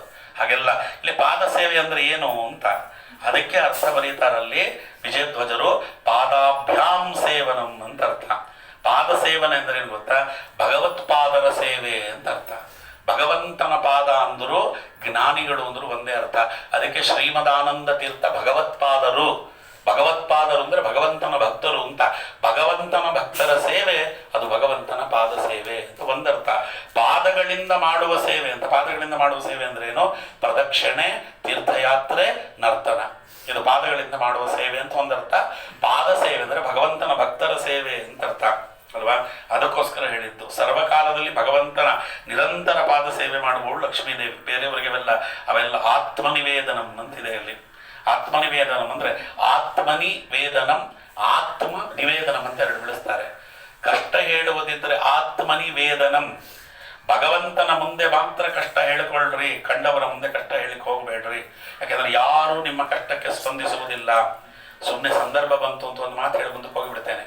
ನೀವು ಕಷ್ಟ ಹೇಳ್ಕೊಂಡ್ರೆ ಯಾರ ಹತ್ರ ಹೇಳ್ಕೊಳ್ಬೇಕು? ನಮಗಿಂತ ಕೆಳಗಿನವ್ರ ಹತ್ರ ಹೇಳ್ಕೋಬೇಕು, ಇಲ್ಲ ನಮಗೆ ಸಮಾನರಾದವ್ರ ಹತ್ರ ಹೇಳ್ಕೋಬೇಕು, ಇಲ್ಲ ನಮಗಿಂತ ಮೇಲಿರೋರ ಹತ್ರ ಹೇಳ್ಕೋಬೇಕು. ಮೂರೇ ತಾನೇ ಇರೋದು ಆಪ್ಷನ್. ಇಲ್ಲ ಕೆಳಗಿನವರು, ಇಲ್ಲ ಮೇಲಿನವರು, ಇಲ್ಲ ಮಧ್ಯಮದವರು. ನಿಮಗಿಂತ ಕೆಳಗಿನವರ ಹತ್ರ ಕಷ್ಟವನ್ನು ಹೇಳ್ಕೊಂಡ್ರೆ ಏನಾಗ್ತದೆ? ಏನಾಗುತ್ತೆ ಹೇಳ್ರಿ? ನಿಮಗಿಂತ ಕೆಳಗಿನವ್ರ ಹತ್ರ ಕಷ್ಟ ಹೇಳ್ಕೊಂಡ್ರೆ ಅವರು ಸಂತೋಷ ಪಡ್ತಾರೆ. ಆಗಬೇಕಾಚಾರ್ರೆ, ಮೆರೀತಿದ್ದ ದರಿದ್ರದವ್ರು ಹಿಂಗೆ ಮೆರೀತಿದ್ದ, ಇಷ್ಟೇ ಅಲ್ಲ ಇನ್ನೂ ಆಗಬೇಕು ಅಂತ ಸಂತೋಷ ಪಡ್ತಾರೆ. ನಮ್ಮ ಸಮಾನರ ಹತ್ರ ಹೇಳ್ಕೊಂಡ್ರೆ ಏನಾಗುತ್ತೆ? ಓ ನಿಮಗೂ ಬಂತಹ, ನನಗೆ ಯಾವತ್ತೋ ಬಂದಿತ್ತು ಅಂತ ಅವರು ಸಂತೋಷ ಪಡ್ತಾರೆ. ಅವ್ರ ಹೊಟ್ಟೆ ನಿಮ್ಗೆ ಈಗ ಬಂತೇನೋ BP ಶುಗರ್ಗಳು, ನನಗೆ ಬಂದು 10 ವರ್ಷ ಆಯ್ತು, ನಿಮ್ಗೆ ಯಾಕೋ ಬಂದಿಲ್ವಲ್ಲ ಅಂತ ಯೋಚನೆ ಆಗಿತ್ತು, ಈಗ ನೆಮ್ಮದಿ ಆಯ್ತು ನೋಡ್ರಿ, ಶಾವಿಗೆ ಪಾಯಸ ಮಾಡ್ಕೊಂಡು ಕುಡಿತೀನಿ ಮನೆಗೆ ಹೋಗಿ ಅಂತಾರೆ. ಅದಕ್ಕೆ ನಮಗಿಂತ ದೊಡ್ಡವ್ರ ಹತ್ರ ಹೇಳ್ಕೊಂಡ್ರೆ ಏನಾಚಾರ್ರೆ ನಿಮ್ಗೇನು 1000 ರೂಪಾಯಿ ಬೇಕಾ? ಯಾಕೆ ಸುಮ್ಮನೆ ತಲೆಗೆಡಿಸ್ತಾ ಇದ್ದೀರಿ ನನಗೆ? ನಿಮ್ಮ ಕಷ್ಟಕ್ಕೆ ಅವ್ರು ಬೆಲೆ ಕಟ್ತಾರೆ. ನೀವು ಕಷ್ಟ ಹೇಳ್ಕೊಳ್ತಿರೋದು ದುಡ್ಡು ಕೇಳಕ್ ಬಂದಿರೋದು ಅಂದ್ಕೊಡ್ತಾರೆ. ಏನು 1000 ಬೇಕಾ? ಕೊಟ್ಬಿಡ್ತೀನಿ, ನಾಳೆಯಿಂದ ಬರಬೇಡಿ ಮನೆಗೆ ಅಂತ. ಅದಕ್ಕೆ ಯಾರು ನಮ್ಮ ಕಷ್ಟವನ್ನ ಕೇಳುವುದೂ ಇಲ್ಲ, ಸ್ಪಂದಿಸುವುದಿಲ್ಲ. ಅದಕ್ಕೆ ಆತ್ಮನಿ ವೇದನ ಕೇಳುವುದಿದ್ರೆ ಭಗವಂತನ ಹತ್ರ ಹೇಳ್ರಿ. ಯಾಕೆ ಕೊಟ್ಟವ ಅವ, ಕಂಡ್ಕಂಡವ್ರ ಹತ್ರ ಹೇಳಿ ಪ್ರಯೋಜನ ಏನು? ಕಷ್ಟ ಕೊಟ್ಟವ ಅವ, ಅದರಿಂದ ಹೆಂಗೆ ತೆಗಿಬೇಕು ಅಂತ ಅವನಿಗೆ ಗೊತ್ತಿದೆ ಅಲ್ವಾ? ಅದಕ್ಕೆ ಹೇಳೋದು ಅಲ್ವಾ? ಮಕ್ಕಳ ಮೇಲೆ ಸಮಸ್ಯೆ, ಹೆಂಡತಿ ಹತ್ರ ಸಮಸ್ಯೆ, ಗಂಡನ ಹತ್ರ ಸಮಸ್ಯೆ, ಅವ್ರ ಹತ್ರ ಮಾತಾಡಿ ಪ್ರಯೋಜನ ಇಲ್ಲ. ಅವರನ್ನ ತಂದು ನಮಗೆ ಕಟ್ಟಿದವ ಅವ, ಮ್ಯಾನುಫ್ಯಾಕ್ಚರರ್ ಅಲ್ಲಿದ್ದಾನೆ. ಇವೆಲ್ಲ ಪ್ರಾಡಕ್ಟ್ಗಳಷ್ಟೇ. ಪ್ರಾಡಕ್ಟ್ಗಳಿಗೆ ಹೇಳಿ ಪ್ರಯೋಜನ ಏನು? ಅವನಿಗೆ ಹೇಳ್ರಿ, ಅವನಿಗೆ ಹೇಳು. ಸರಿ ಮಾಡೋದಿದ್ರೆ ಅವನು ಸರಿ ಮಾಡ್ತಾನೆ, ಇವರೇನು ಮಾಡ್ತಾರೆ? ಅವನ 5 ನಿಮಿಷ ಸರಿ ಮಾಡಿಬಿಡ್ತಾನೆ ಬೇಕಾದರೆ ಅಲ್ವಾ? ಅದಕ್ಕೋಸ್ಕರವಾಗಿ ಆತ್ಮನಿವೇದನಂ ಅಂತ ಒಂದು, ಆತ್ಮ ನಿವೇದನಂ ಅಂತ ಒಂದು, ಇಡೀ ಎಲ್ಲವನ್ನ ಭಗವಂತನಿಗೆ ಅರ್ಪಿಸಿಬಿಡೋದು. ಮುಕ್ತಸ್ಯಾಪಿ ಮಮಾಂಸ್ತಂ, ಅದಕ್ಕೆ ಮುಕ್ತಸ್ಯಾಪಿ ಮಮಾಂತಸ್ಥೋ ನಿಯಂತೇವ ಹರಿಸ್ಸದ ಇತಿ ಜ್ಞಾನಂ ಸಮುದ್ದಿಷ್ಟ ಸಮ್ಯಕ್ ಆತ್ಮನಿವೇದನಂ ಅಂತ ಆಚಾರ್ಯರು ಇದಕ್ಕೆ ಅರ್ಥ ಬರೀತಾರೆ ಭಾಗವತ ತಾತ್ಪರ್ಯದಲ್ಲಿ. ಮೋಕ್ಷವನ್ನ ಪಡೆದಾಗಲೂ ನಾನು ಭಗವಂತನ ಅಧೀನವಾಗಿರ್ತೇನೆ, ನಾನು ಭಗವಂತನಿಗೆ ದಾಸನಾಗಿರ್ತೇನೆ, ನಾನು ಭಗವಂತನಲ್ಲಿ ಅವನು ಭಗವಂತನ ಸೇವಾದಿಗಳನ್ನು ಮಾಡಿಕೊಂಡೇ ಇರ್ತೇನೆ ಅನ್ನುವಂತಹ ಬುದ್ಧಿ ಇದೆಯಲ್ಲ, ಅದು ಆತ್ಮನಿವೇದನ. ಮೋಕ್ಷದಲ್ಲಿಯೂ ಅವನು ನಮಗೆ ದೊಡ್ಡವಾಗಿರ್ತಾನೆ ಅಂತ ಜಗದಾಚಾರ್ಯ ಹೇಳಿದ್ರು. 9 ಭಕ್ತಿಗಳು ಸರಿ. ಆಚಾರ್ಯ ಹೇಳ್ತಾರೆ 9 ವಿಧ ದ್ವೇಷ ಇದೆ, ಮಾಡಬೇಡ್ರಿ ಭಗವಂತನಲ್ಲಿ. ಯಾವುದು 9 ವಿಧ ದ್ವೇಷ? ಜೀವ ಅಭೇದೋ ನಿರ್ಗುಣತ್ವಂ, ಅಪೂರ್ಣ ಗುಣತಾತತ, ಸಮ ಆಧಿಕ್ಯೆ ತತನ್ಯೇಷಂ, ಭೇದ ತದ್ಗತ ಏವ ಚ, ಪ್ರಾದುರ್ಭವ ವಿಪರ್ಯಾಸ ತದ್ಭಕ್ತ ದ್ವೇಷ ಏವ ಚ, ತತ್ ಪ್ರಮಾಣಸ್ಯ ನಿಂದಾ ಚ, ದ್ವೇಷ ಏತೆ ಅಖಿಲಾಮತಃ. ಭಗವಂತನಿಗೂ ಜೀವನಿಗೂ ಅಭೇದ ಅಂತ ಹೇಳುವುದು ಮೊದಲನೇ ದೋಷ. ಭಗವಂತ ನಿರ್ಗುಣ ಅಂತ ಹೇಳುವುದು, ಭಗವಂತನಲ್ಲಿ ಅಪೂರ್ಣ ಇದೆ, ಅಪೂರ್ಣತೆ ಇದೆ ಅಂತ ಹೇಳುವುದು, ಭಗವಂತನಿಗೂ ಇತರರೊಂದಿಗೂ ಸಾಮ್ಯ ಹೇಳುವುದು ಅಥವಾ ಇತರರೊಂದಿಗೆ ಭಗವಂತನನ್ನು ಕಮ್ಮಿ ಅಂತ ಹೇಳುವುದು, ಭಗವಂತನಿಗೂ ಭಗವಂತನ ರೂಪಾದಿಗಳಿಗೂ ಭೇದ ಇದೆ ಅಂತ ಹೇಳುವುದು, ಪ್ರಾದುರ್ಭಾವ ಯಾವುದು, ಅವತಾರ ಯಾವುದು, ಅದರಲ್ಲಿ ತಪ್ಪು ತಿಳಿಯುವುದು, ವಿಷ್ಣು ಭಕ್ತರನ್ನ ದ್ವೇಷ ಮಾಡುವುದು, ವೇದಶಾಸ್ತ್ರಾದಿಗಳನ್ನು ನಿಂದನೆ ಮಾಡುವುದು. 9 ದ್ವೇಷ. 9 ಭಕ್ತಿ ಮಾಡುವುದರೊಂದಿಗೆ 9 ದ್ವೇಷವನ್ನ ಬಿಡಬೇಕು. ಬಿಡಲಿಲ್ಲ ಭಗವಂತ ಒಲಿಯುವುದಿಲ್ಲ. ಅದಕ್ಕೆ ಹೀಗೆ ಅಂತ ಹೇಳಿದ್ರು. ಇದು ಹೇಳಿದ ಮೇಲೆ ಅವನು ಕೋಪವಂತೂ ತಳ್ಳಿಬಿಟ್ಟ. ಬ್ರಹ್ಮ ಬಂದೋ ಕಿಮತ್ತತ್ತೆ ವಿಪಕ್ಷಂ ಶ್ರೂಯತೆ ಶ್ರಾಯತಾ ಸತ ಅಸುರಂ ಗ್ರಾಹಿತೋ ಬಾಲ ಮಮಾನಾಥತ್ಯ ಕುರುವತೆ. ಇದನ್ನು ಕಲೀಲಿಕ್ಕೆ ನಿನ್ನ ಕಳಿಸಿದ್ದು. ಹೋಗಿ ಭಗವಂತನನ್ನು ಧ್ಯಾನ ಮಾಡು ಅಂತ ಹೇಳ್ತೀಯ. ನಿನಗೇನೋ ಬಲ ಭಗವಂತನನ್ನು ಧ್ಯಾನ ಮಾಡಲಿಕ್ಕೆ ಅಂತ ನಿನಗೆ ಯಾರೋ ಹೇಳ್ಕೊಟ್ರಿದು ಅಂದರೆ, ನತತ್ ಪ್ರಣೀತಂ ನಂ ಪರಂ ಪ್ರಣೀತಂ ಸುತೋ ವದತ್ಯೇಶ ತವೇಂದ್ರ ಶತ್ರು ನೈಸರ್ಗಿಕೇಯಂ ಮತಿರಸ್ಯ ರಾಜನ್ ನಿಯಚ್ಛ ಮನ್ಯೋ ಕ್ವಾ ತದಾತ್ಮಮಾನಃ. ಇದು ಯಾರೂ ಹೇಳಿಕೊಟ್ಟಿದ್ದಲ್ಲ, ಯಾರು ಹೇಳಿಕೊಟ್ರು ಇದು ಬರುವುದಲ್ಲ, ಇದು ನೈಸರ್ಗಿಕವಾಗಿ ಹುಟ್ಟುತ್ತಲೇ ನನಗೆ ಬಂದಿರೋದು ಅಂತ ಹೇಳಿಬಿಟ್ಟ ಪ್ರಹ್ಲಾದ. ವೈಬರ್ತು ಬಂದಿರೋದು ಅಂತ. ಆವಾಗ ಇವನನ್ನು ಕೊಂದು ಬಿಡಿ ಅಂತ ಆಜ್ಞೆ ಮಾಡುತ್ತಾರೆ. ಇವನ ವಧ್ಯತಾಂ ಅಶ್ವಯ್ಯಂ ವದ್ಯೋ ನಿಸ್ಸಾರಯಿತ ನೈರತ ಅಯಮ್ಮೆ ಭ್ರಾತೃಹ ಶೌಚ್ಯ ಹಿತ್ವಾ ಸ್ವನ್ಸಹೃದೋಧಮ. ತಂದೆಯಾದವನೇ ಮಗನನ್ನ ಕೊಲ್ಲಬೇಕು ಅಂತ ಪ್ರಯತ್ನ ಪಟ್ಟ ಒಂದೇ ಒಂದು ಕತೆ ನಿಮಗೆ ಪುರಾಣದಲ್ಲಿ ಇತಿಹಾಸ ಸಿಗುವುದಿದೆ. ಯಾರು ತಂದೆ ಮಗನನ್ನ ಕೊಲ್ಲು ಅಂತ ಹೇಳಲಿಲ್ಲ, ವೇನನನ್ನ ಕೊಲ್ಲು ಅಂತ ಹೇಳಲಿಲ್ಲ. ಹಂಗ ಮಹಾರಾಜ ತಾನೇ ಬಿಟ್ಟು ಹೋಗಿಬಿಟ್ಟ. ಅದರಲ್ಲಿ ಅಪ್ಪ ಮಗನನ್ನ ಕೊಲ್ಲು ಸರಿ ಅಂತ ಹೇಳ್ದ, ಕೊಂದು ಬಿಡ್ರಿ, ಅವನು ಕೊಂದರೆ ಸಾಕು ಅಂತ. ಅದಕ್ಕೆ ಜನಕನ ಕೊಡು ಎಂದು ಜಗದೀಶ ಬೇಡುವೆನೆ, ಜನಕ ಏನಿತ್ತನೋ ಪ್ರಹ್ಲಾದಗೆ ಅಂತ ಅಪ್ಪಂದ್ರು ಇಟ್ಕೊಂಡು ಪ್ರಯೋಜನ ಏನು ಅಂತ ಎಲ್ಲವನ್ನ ಮಾಡಿದ್ರಲ್ಲ. ದಿಗ್ಗಜೈಹಿ ದಂತಶುಕೇಂದ್ರೈಹಿ ಅಭಿಚಾರವಾಪಾತನೈಹಿ ಮಾಯಾಭಿಹಿ ಸನ್ನಿರೋಧಶ್ಚ ಗರದಾನೈಹಿ ಅಭೋಜನೈ. ಸಿಕ್ಕಾಪಟ್ಟೆ ಹೇಳ್ತಾರೆ. ಹಾವುಗಳಿಂದ ಕಚ್ಚಿಸಿದ್ರು, ಆಯ್ತಾ, ಅವನಿಗೆ ಮೇಲ್ಗಡೆಯಿಂದ ತಳ್ಳಿದ್ರು, ಸುಮಾರು ಬೆಟ್ಟದ ತುದಿಯಿಂದ ತಳ್ಳಿದ್ದು, ಗುಡುಗು ಸಿಡಿಲುಗಳನ್ನ ಹೇಳಿ ಅವನ ಮೇಲೆ ಬಿಡುವಂತೆ ಮಾಡಿದನಂತೆ. ಆಹಾರದಲ್ಲಿ ವಿಷ ಹಾಕಿದ್ರು. ಭಗವಂತನ ಅನುಗ್ರಹದಿಂದ ಎಲ್ಲ ಗೆದ್ದು ಬಂದರು ಅಂತ ವಿಷ್ಣು ಪುರಾಣದಲ್ಲಿ, ನರಸಿಂಹ ಪುರಾಣದಲ್ಲಿ 2 ಕಥೆ ಹೇಳ್ತಾರೆ. ಅದು ಇದರಲ್ಲಿ ಇಲ್ಲದ್ದು. ವಿಷಪ್ರಾಶನ ವಾಯುದೇವರ ಅನುಗ್ರಹದಿಂದ ಅವರು ಗೆದ್ದು ಬಂದರು. ಯಾಕೆಂದ್ರೆ ಇವೆಲ್ಲ ಭೀಮಸೇನ ದೇವರಿಗೂ ನಡೆದಿದೆ. ಆಮೇಲೆ ಭೀಮಸೇನ ದೇವರು ಪ್ರಹ್ಲಾದರಾಜರು ಒಂದೇ ಅಂತ ತಿಳಿದ್ಬಿಡಬಾರದು. ಭೀಮಸೇನ ದೇವರಿಗೂ ವಿಷ ಹಾಕಿದ್ದಾರೆ, ಭೀಮಸೇನ ದೇವರಿಗೂ ಹಾವಿಂದ ಕಚ್ಚಿದ್ದಾರೆ, ಭೀಮಸೇನ ದೇವರಿಗೂ ಬೆಟ್ಟದಿಂದ ಎತ್ತಾಕಿದ್ದಾರೆ, ಎಲ್ಲ ಮಾಡಿದ್ದಾರೆ. ಆದರೆ ಭೀಮಸೇನ ದೇವರು ಸ್ವರೂಪಗತವಾದ ಬಲದಿಂದ ಗೆದ್ದು ಬಂದರು, ಇವ ಭಗವಂತನ ಅನುಗ್ರಹದಿಂದ ಗೆದ್ದು ಬಂದ ಅಂತ ನಾವು ಇದನ್ನು ತಿಳಿಯಿರಿ ಅಂತ. ಅಲ್ಲಿ ಬ್ರಾಹ್ಮಣರನ್ನು ಕರೆಸಿದಂತಾನೆ. ಎಂತೆಂಥ ಬ್ರಾಹ್ಮಣರು ಎಲ್ಲ ಕಾಲದಲ್ಲೂ ಇರ್ತಾರೆ. ನನ್ನ ಮಗ ನಾನು ಹೇಳಿದ ಮಾತು ಕೇಳ್ತಿಲ್ಲ, ನೀವು ಬುದ್ಧಿ ಹೇಳಿ ಇಲ್ಲ ಕೊಂದು ಬಿಡ್ರಿ. ಬ್ರಾಹ್ಮಣರು ಬಂದು ಹೇಳಿದರು, ಅವನ ಮಾತು ಕೇಳ್ತೀಯೋ ಇಲ್ವ? ಕಾಕೇನ ಹನ್ಯತೆ ಜಂತು ಯದಾಶ್ಮಾತ್ ವಚನಾನ್ನೋಹಗ್ರಹಂ ನ ತೆಕ್ಯತೆ ಭವಾನ್ ತತಕೃತ್ವ ವಿನಾಶಾಯ ತವಸ್ಯ ಕ್ಷಾಮ ದುರ್ಮತೆ. ವಿಷ್ಣು ಪುರಾಣದ ಮಾತು. ನಾವು ಹೇಳ್ದಂಗೆ ಕೇಳಲಿಲ್ಲ, ಕೊಂದು ಬಿಡ್ತೇವೆ ನಿಮ್ಮನ್ನ. ಪ್ರಹ್ಲಾದರಾಜರು ಹೇಳಿದ್ರು, ಕಹಕ್ಕೇನ ಹನ್ಯತೆ ಜಂತು ಕಹಕೇನ ರಕ್ಷತೆ ಹಂತಿ ರಕ್ಷತೆ ಚೈವಾತ್ಮ ಹಿ ಅಸತ್ಸಾಧು ಸಮಾಚಾರನ್ನಂದ್ರು. ಕೊಲ್ಲಿಕ್ ನೀವ್ಯಾರು, ಸಾಯ್ಲಿಕ್ ನಾನು ಯಾರು ಅಂತ ಪ್ರಹ್ಲಾದರಾಜರು. ನಿಮ್ಮಿಂದಲೇ ಸಾವು ಬರಬೇಕು ಅಂತ ಭಗವಂತನ ಇಚ್ಛೆ ಇದ್ರೆ ನಾನು ಏನು ಮಾಡಿದ್ರು ನೀವು ಸಾಯಿಸ್ತೀರಿ. ನಿಮ್ಮಿಂದ ಸಾವು ಬರಬಾರದು ಅಂತ ಭಗವಂತನ ಇಚ್ಛೆ ಇದ್ರೆ ನೀವೇನು ಮಾಡಿದ್ರು ನಾನು ಸಾಯಲ್ಲ, ನಿಮಗೆ ತಾಕತ್ತಿದ್ರೆ ಮಾಡಿ ಅಂತ ಹೋಮ ಮಾಡಿ ಒಂದು ಕೃತ್ರೆಯನ್ನು ಸೃಷ್ಟಿ ಮಾಡಿದ್ದಾರೆ. ವಿಚಾರಿಕ ಹೋಮ ಮಾಡಿ ಒಂದು ದೆವ್ವವನ್ನ, ಒಂದು ಪಿಶಾಚಿಯನ್ನು ಸೃಷ್ಟಿ ಮಾಡಿ ಆ ಪಿಶಾಚಿ ಕೈಗೆ ಒಂದು ಶೂಲ ಕೊಟ್ಟು ಅವನನ್ನು ಕೊಲ್ಲು ಅಂತ. ಅಪಾಪೇ ತತ್ರ ಪಾಪೇಶ್ಚ ಪತಿತಾ ದೈತ್ಯಾಚಕೈ ತಾನೇವನ ಸ ಜಗನಾಶ ಕೃತ್ಯಾನಾಶಂ ಜಗಾಮಹ. ಆ ಕೃತ್ಯ ಅವನ ಮೇಲೆ ಆ ಶೂಲವನ್ನು ಬಿಸಾಡಿದಂತೆ. ಪ್ರಹ್ಲಾದರಾಜರು ಕಣ್ಮುಚ್ಚಿ ಭಗವಂತನ ಧ್ಯಾನ ಮಾಡಿದ್ರು, ಅವರ ಶರೀರಕ್ಕೆ ಶೂಲ ತಾಕಿ ಪುಡುಪುಡಿ ಆಗೋಯ್ತು ಶೂಲ. ಅದಕ್ಕೆ ಕೃತ್ಯಯ ದಕ್ಷ್ಯಮಾನಂ ಸ್ಥಾನ್ ವಿಲೋಕ್ಯ ಸಮಹಾಮತಿ. ಅವರು ನೋಡಿದ್ರು ಆ ಕೃತ್ಯಗೆ ಅವಮಾನ ಆಗಿಬಿಡ್ತಲ್ಲ, ಅದಕ್ಕೆ ಅದೇನು ಮಾಡಿತು, ಹೋಗ್ತಿದ್ದು ಹಿಂತಿರುಗಿಬಿಡ್ತು. ನನ್ನನ್ನು ಅವಮಾನ ಮಾಡಲಿಕ್ಕೆ ಅಂತ ಕರೆಸಿದ್ದೇನೆ ಅಂತ ಯಾರು ಹೋಮ ಮಾಡಿದ್ರು ಬ್ರಾಹ್ಮಣರನ್ನು ತಿನ್ಲಿಕ್ಕೆ ಬಂತಂತೆ. ಆ ಬ್ರಾಹ್ಮಣರು ಕಾಯೋ ಪ್ರಹ್ಲಾದ ಅಂತ ಪ್ರಹ್ಲಾದರಾಜನ ಕೇಳಿದ್ರು. ಅತಿ ಭೀಮ ಸಮಾಗಮ್ಯ ಪಾದಾನ್ಯಾಸ್ಯ ಚಕಯತಿ ಶೈತಿ ಶೂಲೇನ ಸಾಧು ಸಂಕೃತ್ಯ ತಜ್ಜಗನಾಶ ವಕ್ಷಸಿ ತತ್ರಸ್ಯ ಹೃದಯಂ ಪ್ರಾಪ್ಯ ಶೂಲಂ ಬಾಲಸ್ಯ ದೀಪ್ತವಾನ್ ಜಗಾಮ ಖಂಡಿತಂ ಭೂಮೋ ತತ್ರಾಭಿಶತದಾಹತಂ ಯತ್ರಾನಪಾಯಿ ಭಗವಾನ್ ಹೃದಾಸ್ತೆ ಹರಿರೀಶ್ವರ ಭಂಗೋ ಭವತಿ ವಜ್ರಸ್ಯ ತತ್ರ ಶೂಲಸ್ಯ ಕಾಕಥಾ. ಒಳಗಡೆ ಭಗವಂತ ಕೂತಿದ್ದಾನೆ.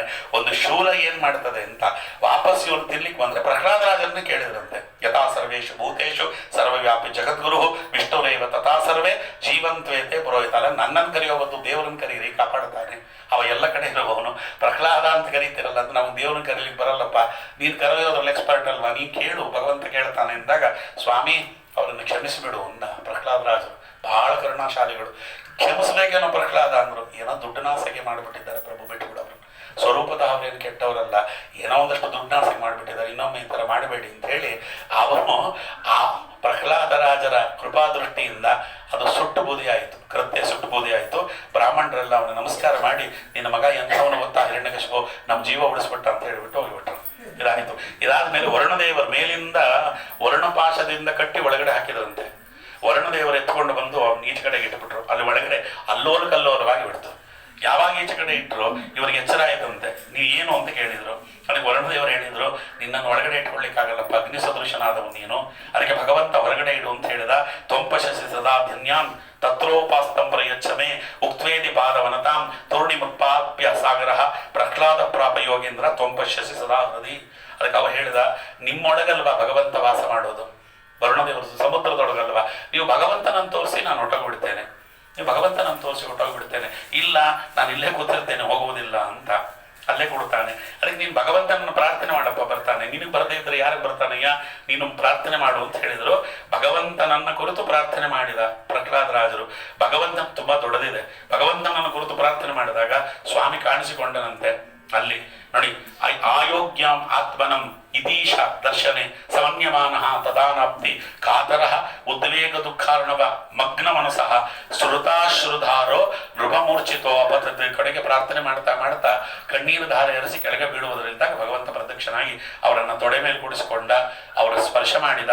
ಭಗವಂತನ ಸ್ಪರ್ಶದಿಂದ ಉನ್ನೀಲಾಕ್ಷ ಸಹಸಾದ ದರ್ಶ ಭಗವಂತನನ್ನ ಕಾಣುತ್ತಾರೆ. ಸ್ವಾಮಿ, ನನಗೆ ಈ ರೂಪ ಸದಾಕಾಲ ನೀವು ತೋರಿಸ್ತಿರ್ಬೇಕಲ್ಲ ಅಂತ ಕೇಳಿದಾಗ, ಈ ರೂಪ ಅಲ್ಲಪ್ಪ ನಿನಗೆ ತೋರಿಸೋದು, ನಿನಗೆ ತೋರಿಸೋ ರೂಪ ಬೇರೆ ಇದೆ. ಒಂದು ಕೆಲಸ ಮಾಡು, ಈಗ ನೇರವಾಗಿ ನೀನು ಮನೆಗೆ ಹೋಗ್ಬಿಡು. ನೀನು ನೇರವಾಗಿ ಮನೆಗೆ ಹೋಗು. ಮನೆಗೆ ಹೋಗಿ ಆಮೇಲೆ ನಾಳೆ 2 ಅಥವಾ 3 ದಿನದಲ್ಲಿ ನಾನು ನಿನ್ನ ಮನೆಯಲ್ಲೇ ನಿನಗೋಸ್ಕರ ಒಂದು ರೂಪ ತಾಳಿ ಬರ್ತೇನೆ. ಆ ರೂಪ ಸದಾ ಕಾಲ ನಿನ್ನ ಜೊತೆಯಲ್ಲಿರ್ತದೆ ಅಂತ ಹೇಳಿ ಒಂದು ವರ ಕೇಳ್ಕೋಬೇಕಾದ್ರೆ ಅಂತ ಸ್ವಾಮಿ ಹೇಳ್ತಾನೆ. ಪ್ರಹ್ಲಾದರಾಜರು ಹೇಳಿದ್ರು, ಇದು ವರ ಕೇಳೋ ಸಮಯ ಅಲ್ಲ, ಇದು ದರ್ಶನ ಮಾಡೋ ಸಮಯ. ಸುಮ್ಮನೆ ವರ ಕೇಳು ಅಂತ ಯಾಕೆ ಹೇಳ್ತೆ? ಇಲ್ವೋ ಪ್ರಹ್ಲಾದ, ಏನಾದರೂ ನಾನು ಕೊಟ್ಟರೆ ಸಮಾಧಾನ ಕಣೋ ನನಗೆ, ನೀನೇನಾದರೂ ಕೇಳ್ಕೋ ಅಂತ. ಕಿಂಚಿತ್ತೇ ಧಾತುಮಿಷ್ಟಮ್ಮೆ ಮತಿಂ ಪ್ರಿಯಾರ್ಥ ವೃಣೀಶ್ವತತೆ ಪ್ರಹ್ಲಾದೋ ಅತಬ್ರವೀತ್ ಮಾ ಅರ್ಕ ಮಾನ್ ದೇವ ಜನ್ಮಾಂತರೇಶ್ವರಿಗೆ ಪ್ರಹ್ಲಾದರಾಜರು ಹೇಳಿದ್ರು, ದಾಸಃ ತವಾಹಂ ಭೂಯಾಸಂ ಗರುತ್ಮಾನ್ ಇವ ಭಕ್ತಿಮಾನ್.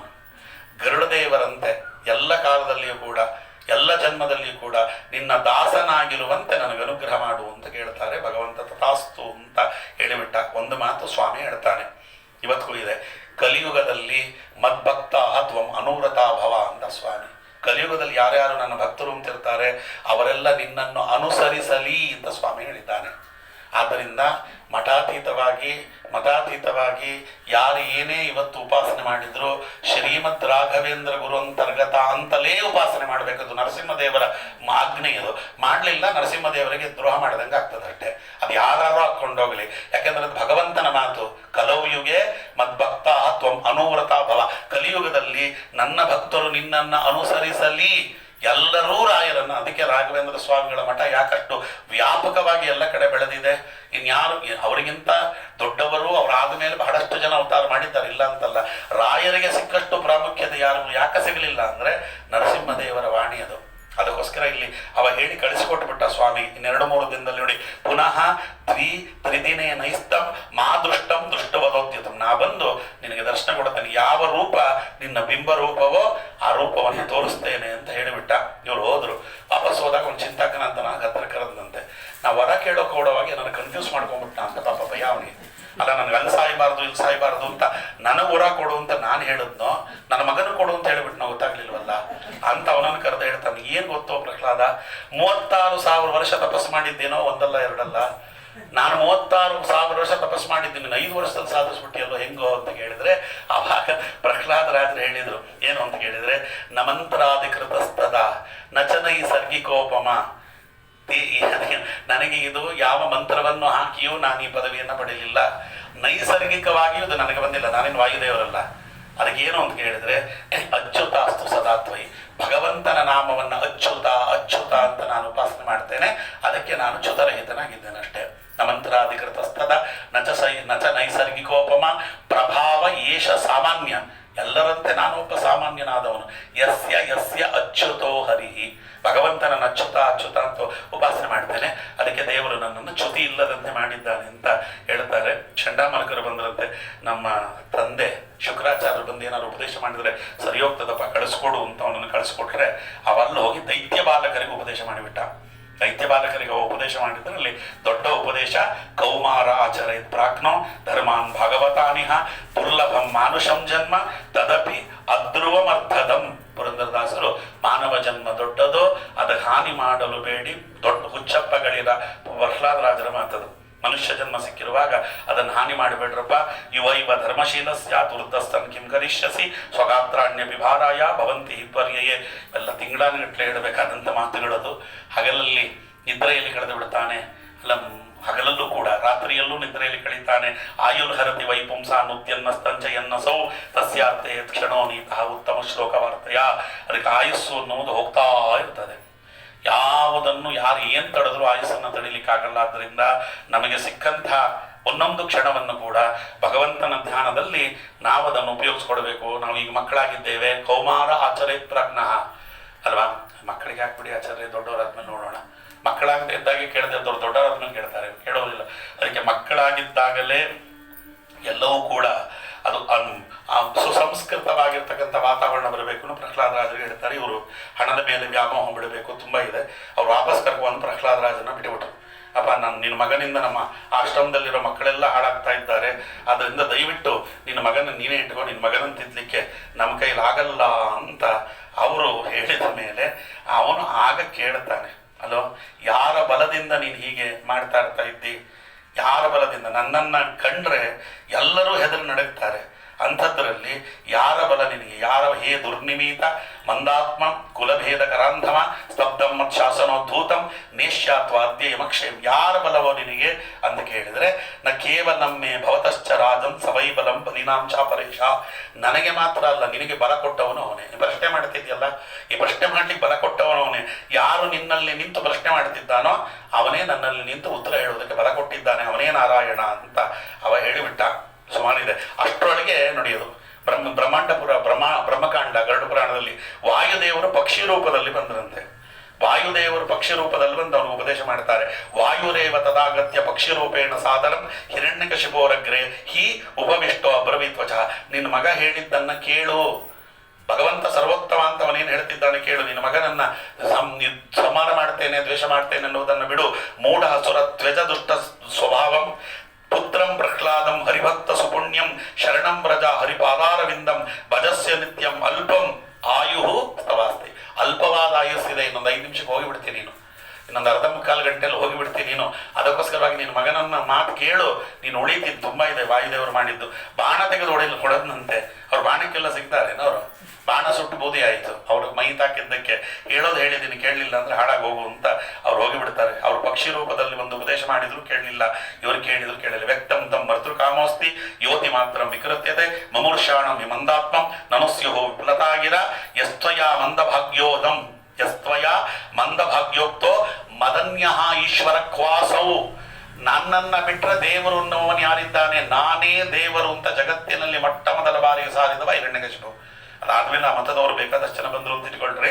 ಮೊದಲು ಕ್ವಾಸೌ ಯದಿಹಿ ಸರ್ವತ್ರ, ನಿನ್ನ ದೇವರು ಯದಿಹಿ ಸರ್ವತ್ರ ಕಸ್ಮಾತ್ ಸ್ತಂಭೇನ ದೃಶ್ಯತೆ, ಈ ಸ್ತಂಭದಲ್ಲಿ ತೋರಿಸು ಅಂತ ಹೇಳಿದ. ಇಲ್ಲಿ ನೋಡಿದ್ರೆ ಏನು ಗೊತ್ತಾ, ಕೈಯಲ್ಲಿ ಕಡಗ ಹಿಡಿದು ಒದ್ದ ಅಂತ ಇಲ್ಲಿದೆ ಅಲ್ವಾ, ಕೈಯಲ್ಲಿ ಕಡಗ ಹಿಡಿದಿದ್ದ ಅಂತ. ಅದಕ್ಕೆ ವಾದಿರಾಜರು ಹೇಳ್ತಾರೆ, ಕಾಲಲ್ಲಿ ಒದ್ದದ್ದು. ಪುರಂದರದಾಸರು ಸರಿಯಾಗಿ ಹೇಳಿದ, ದುಷ್ಟ ಕಂಬವನ್ನೇ ಒದೆಯಲು ನರಹರಿಯು ಉಗ್ರ ರೂಪವನ್ನೇ ತಾಳಿದ. ಅದು ಕರೆಕ್ಟ್ ಆದದು. ಮತ್ತೆ ಇಲ್ಲಿ ಭಾಗವತ ನೋಡಿದ್ರೆ ಕೈಯಲ್ಲಿ ಕಡಗ ಹಿಡಿದಿದ್ದ ಅಂತ. ಅದಕ್ಕೆ ಸತ್ಯಧರ್ಮ ತೀರ್ಥರು ಹೇಳಿದ್ರು, ಕೈಯಲ್ಲಿ ಕಡಗ ಹಿಡಿದು ಎಡಗಾಲಲ್ಲಿ ಒದ್ದ. ಅದಕ್ಕೆ ಅದು ಏವಂ ದುರಕ್ತೈ ಮೋಹ ಅರ್ಧಯಂ ಋಷ ಸುತಂ ಮಹಾಭಾಗವತಂ ಮಹಾಸುರ ಖಡ್ಗಂ ಪ್ರಗೃಹ್ಯೋತ್ಪತಿತೋ ವರಾಸನಾತ್ ಸ್ತಂಭಂ ತದ ತಡಾತಿ ತಡ ಅತಿಬಲ ಸ್ವಮುಷ್ಟಿನ ಅಂತ ಕೈಯಲ್ಲಿ ಹೊಡೆದಿದ್ದು ಅಂತ ಅರ್ಥ ಬರ್ತದೆ. ಸ್ವಮುಷ್ಟಿನ ಖಡ್ಗಂಗ್ರಹಿತ್ವ, ಕೈಯಲ್ಲಿ ಖಡ್ಗ ಹಿಡದ, ಕಾಲಿನಲ್ಲಿ ಪದಾಘಾತೇನ ಅವ ಹೊಡೆದದ್ದು. ಪಾದಂ ಸ್ತಂಭಂ ತತಾಡ, ಕಾಲಿನಲ್ಲಿ ಅವ ಒದ್ದನಂತೆ. ಒದ್ದಿದ್ದಾಗ ಇದ್ದಕ್ಕೆ ಯಾವಾಗ ಕಾಲಿನಲ್ಲಿ ಅವನು ಒದ್ದ ಅವಾಗಲೇ ಸತ್ಯಂ ವಿಧಾತುಂ ನಿಜ ಕೃತ್ಯಭಾಷಿತಂ ವ್ಯಾಪ್ತಿಂಚ ಭೂತೇಷು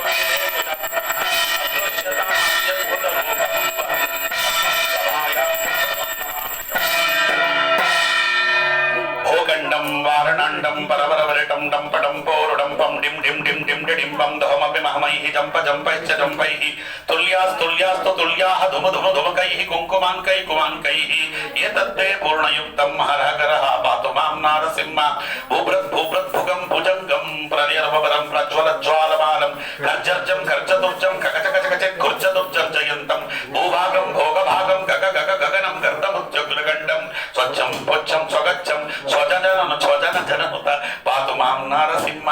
ಭುಂಗಿ ಭುಂಗಿಗೆ ಬ್ರಹ್ಮಾಂಡವೆಲ್ಲ ಗದ್ದರಿಸಿನ್ನು ಧಗಧಗ ಧಗಧಗ ಮಾನವಾಗಿ ಜಗಕ್ಕೆಲ್ಲ ಇದೆಯುಗ ಮಹಾಪ್ರಳಯವೋ ಎಂದು ತೋರುತ್ತಿರಲ್ ದಿಗದಿಗನೆ ಕಂಬದಿನ್ ಜಗ ಜಗ ಎಂದು ಜನಿಸಿ ಮೃಗನರ ಹರಿರೂಪ ಸೊಗಸಾಗಿ ಧರಿಸಿ ಶ್ರೀವತ್ಸ ಶಂಖಚಕ್ರ ಯುಗಭುಜಗಳಲ್ಲಿ ಒಪ್ಪೆ ಹೇ ಸರ್ವೇಶ ಈಶ ಮಗುವಿನ ಮೋರೆಯನ್ನು ಕೇಳಿ ಲಲಟ ಲಟ ಲಟ ಲಟ ಲಟ ಲಟ ಲಟ ಲಟ ಕಟಿಸಿ ವನಜಾಂಡ ಕಟಕಟ ಕಟಕಟ ಕಟಕಟ ಕಟದಿಂ ಪಟಪಟ ಪಟಪಟ ಪಟಪಟ ಕಟಕ್ ಬಿಚ್ಚುತ್ತಿರಲ್ ಪುಟ ಪುಟ ಪುಟ ಪುಟ ನೆಗೆದು ಚೀರಿ ಹಾರುತ ಪಲ್ ಕಟಕಟ ಕಟಕಟ ಕಟಕಟ ಎಂದು ರೋಷದಿಂ ಮಿಟಿಮಿಟಿ ಮಿಟಿಮಿಟಿ ಮಿಟಿಮಿಟನೆ ರಕ್ತಾಕ್ಷಿಯಲ್ಲಿ ನೋಡಿ ತಟಿತ್ ಕೋಟಿ ಊರ್ಛಟಗೆ ಆರ್ಭಟವಾಗಿರಲ್ ಕುಟಿಲರಹಿತ ವ್ಯಕ್ತ ವಿಜಯವಿಠಲ ಶಕ್ತ ಬರೋಬ್ಬರಿ ಬೊಬ್ಬರಿಯೇ ವೀರಧ್ವನಿಯಿಂದ ತನಗಿಡ ಹಬ್ಬಿ ಮುಂಚೋಣಿ ಉರಿ ಹೋಗ್ಯದ್ದು ಮತ್ತೆ ಉಬ್ಬಸವಾಗಿರಲಿಕ್ಕೆ ಅಬ್ಬಾ ಅಬ್ಬಾ ನಡುಗುತ್ತಿರೆ ನಿಬ್ಬರದಿ ತನಗೆ ಜರ್ಜಿರವಾಗಿರಲ್ ಅಂತ ಯಾರು ವರ್ಣಿಸಿಲ್ಲ ಅದನ್ನ ಭಗವಂತ ಸತ್ಯಂ ವಿಧಾತುಂ. ಇದೊಂದು ಶ್ಲೋಕಕ್ಕೆ, ಇದೊಂದೇ ಒಂದು ಶ್ಲೋಕಕ್ಕೆ 22 ಅರ್ಥ ಬರೀತಾರೆ ವಿಜಯಧ್ವಜ ತೀರ್ಥರು. ಇದೊಂದೇ ಶ್ಲೋಕ, ಸತ್ಯಂ ವಿಧಾತುಂ ನಿಜ ವೃತ್ಯ ಭಾಷಿತಂ ವ್ಯಾಪ್ತಿಂಚ ಭೂತೇಶು ಅಖಿಲೇಶು ಚಾತ್ಮನಃ. ತನ್ನ ಭಕ್ತನಾಗಿರ್ತಕ್ಕಂಥ ಪ್ರಹ್ಲಾದರಾಜನ ಮಾತನ್ನ ಸತ್ಯ ಮಾಡಲಿಕ್ಕೆ ಅದೃಶ್ಯತ ಅದ್ಭುತ ರೂಪಮುದ್ವಹಂ, ಹಿಂದೆ ಯಾರು ಕೇಳದ ಮುಂದೆ ಯಾರು ಕೇಳದ ಅಲ್ವಾ. ಅದಕ್ಕೆ ಏನು ಭಗವಂತ ಒಳಗಡೆಯಿಂದ ಸ್ತಂಭೆ ಸವಾಯಂ ನಮೃಗಂ ನ ಮಾನುಷಂ. ವಾದಿರಾಜರು ಅದಕ್ಕೊಂದು ಅರ್ಥ ಕೇಳಿ ಯುಕ್ತಿ ಮಲ್ಲಿಕಾಲಿ, ಸಿಂಹದ ಮುಖ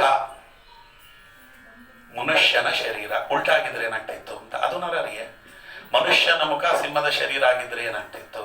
ಯಾಕೆ ಭಗವಂತ ಸಿಂಹದ ಶರೀರವನ್ನೇ ಇಟ್ಟುಕೊಳ್ಳದೆ ಮನುಷ್ಯನ ಶರೀರ ಇಟ್ಟುಕೊಂಡು ಸಿಂಹದ ಮುಖವನ್ನು ಇಟ್ಟುಕೊಂಡ? ನಾವು ಯೋಚನೆ ಮಾಡಲಿಲ್ಲ ಅದನ್ನ. ವಾದಿರಾಜರದಂತೆ ತೋರಿಸ್ರು. ಯಾಕೆ ಗೊತ್ತಾ? ಭಗವಂತ ಹೇಳಿದ ಶಾಸ್ತ್ರದ ಮುಖ ಸಿಂಹದಂತೆ. ನೀವು ಒಂದ್ಸತಿ ಒಳಗಡೆ ಪ್ರವೇಶ ಮಾಡಿ ಆಮೇಲೆ ಅದು ನಿಮಗೆ ಅತ್ಯಂತ ಸುಲಭವಾಗ್ತದೆ. ಶಾಸ್ತ್ರ ನರಸಿಂಹ ಇದ್ದಾಗೆ ನೋಡ್ಲಿಕ್ಕೆ ಭಯಂಕರ, ಒಳಗೆ ಪ್ರವೇಶ ಮಾಡಿದ್ರೆ ಪ್ರಹ್ಲಾದರಾಜರಾಗಿ ಬಿಡ್ತಾರೆ.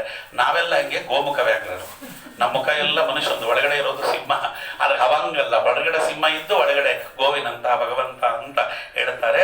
ಅದನ್ನು ತಗೊಂಡು ದ್ವಾಯೂರಾವಾಪ್ಯ ದದಾರ ಲೀಲಯ ನಕೈಯತಾಹಿ ಗರುಡೋ ಮಹಾವಿಷಂ ಸಂಭ್ರಂಭ ದುಷ್ಟ ಕ್ಷರಕಾಲ ಲೋಚನೋ ವೃತ್ತಾಂತನಾನಂತ ವಿಹಲ್ ಸ್ವಜಿಕ್ವಯ.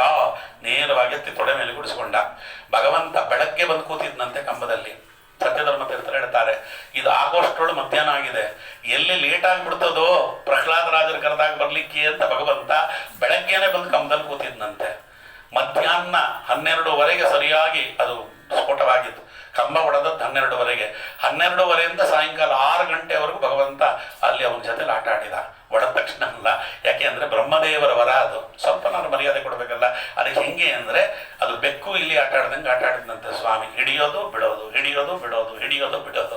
ಅದಕ್ಕೆಲ್ಲ ಮಾಡಿದ್ಮೇಲೆ ಯಾವಾಗ ಸಂಧಿಕಾಲ ಬಂತು ಅವಾಗ ಎತ್ಕೊಂಡ. ಅದು ಹಗಲು ಅಲ್ಲ ರಾತ್ರಿಯೂ ಅಲ್ಲ, ಸಂಧಿಕಾಲ. ಹೊಸಲ ಮೇಲೆ ಕೂತ್ಕೊಂಡ. ಅದಕ್ಕೆ ಯಾವಾಗಲೂ ಹೊಸಲು ತುಳಿಬೇಡಿ, ನರಸಿಂಹದೇವರು ಇರ್ತಾರೆ. ಹೊಸಲ ಮೇಲೆ ಸ್ವಾಮಿ ಕೂತ್ಕೊಂಡ. ಅದಕ್ಕೆ 2 ದೀಪವನ್ನ ಹೊಸಲ ಮೇಲೆ ಹಚ್ಚರಿ ಸಾಯಂಕಾಲದ ಹೊತ್ತು ಭಗವಂತ ಕೂತ್ಕೊಂಡ. ಮನೆ ಒಳಗೂ ಅಲ್ಲ ಮನೆ ಹೊರಗೂ ಅಲ್ಲ. ಅದಕ್ಕೆ ದೆಹಲಿ ಅಂತ ಕರೀತಾರೆ ಹೊಸಲನ್ನ. ಡೆಲ್ಲಿ ಅಂತ ಯಾಕೆ ಕರೆಯೋದು ಗೊತ್ತಾ?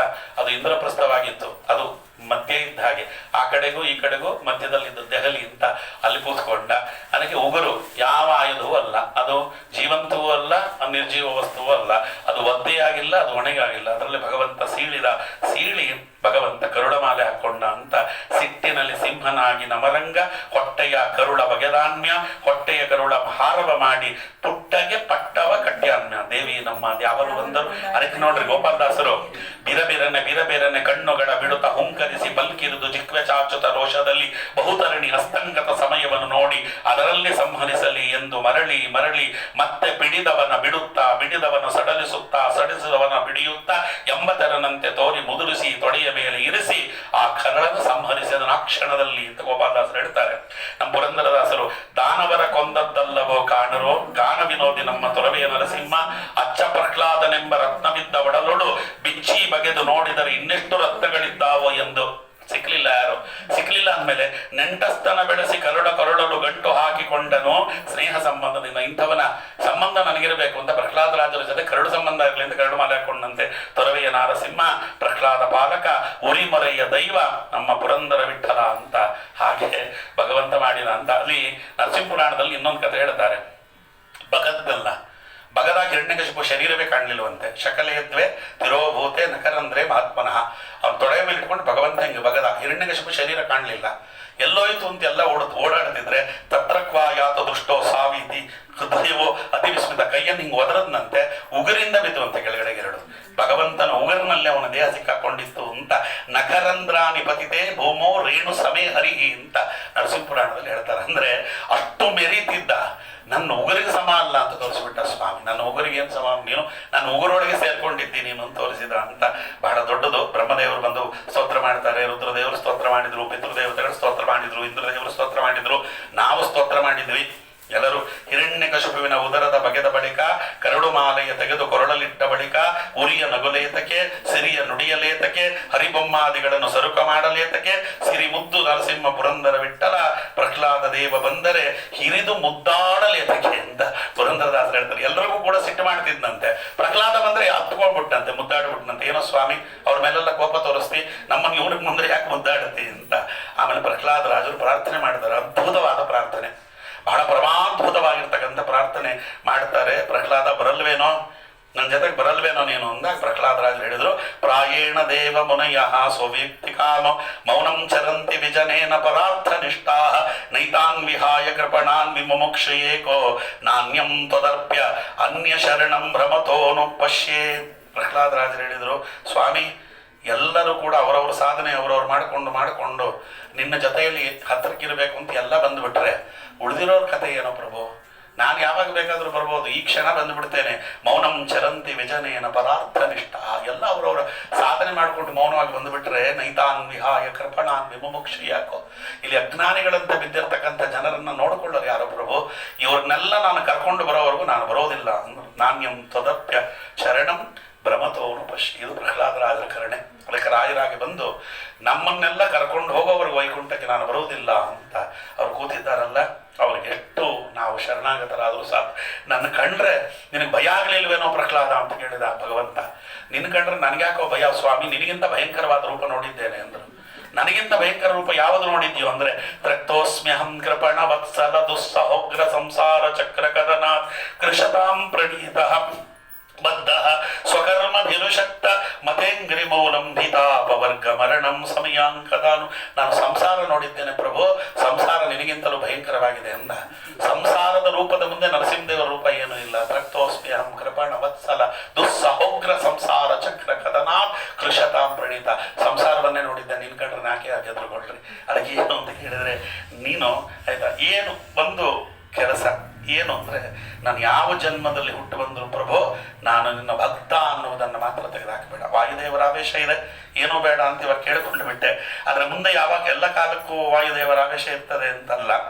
ಯಾವಾಗ ಆ ವಾಯುದೇವರ ಆವೇಶ ಕಮ್ಮಿಯಾಗಿ ನಾನೇನಾದರೂ ಬೇರೆದನ್ನೇನಾದರೂ ಕೇಳ್ಕೊಂಡು ಬಿಟ್ರೆ ನಿನ್ನ ಹತ್ರ, ಅದಕ್ಕೆ ಎದರಾಶೀಷಮೇ ಕಾಮಾನ್ ವರಾಂ ತ್ವಂ ವರದರ್ಶವ ಕಾಮಾನಾಂ ಹೃದಯ ಅಸಂರೋಹಂ ಭವತಸ್ತು ವೃಣೇವರಂ. ನನಗೇನೇನು ಕೊಡಬೇಕು ಅಂತಿದ್ದೆ ಪ್ರಭು, ಎಲ್ಲ ನನ್ನ ಭಕ್ತರು ಕೊಟ್ಟುಬಿಡು, ನನಗೇನು ಬೇಡ.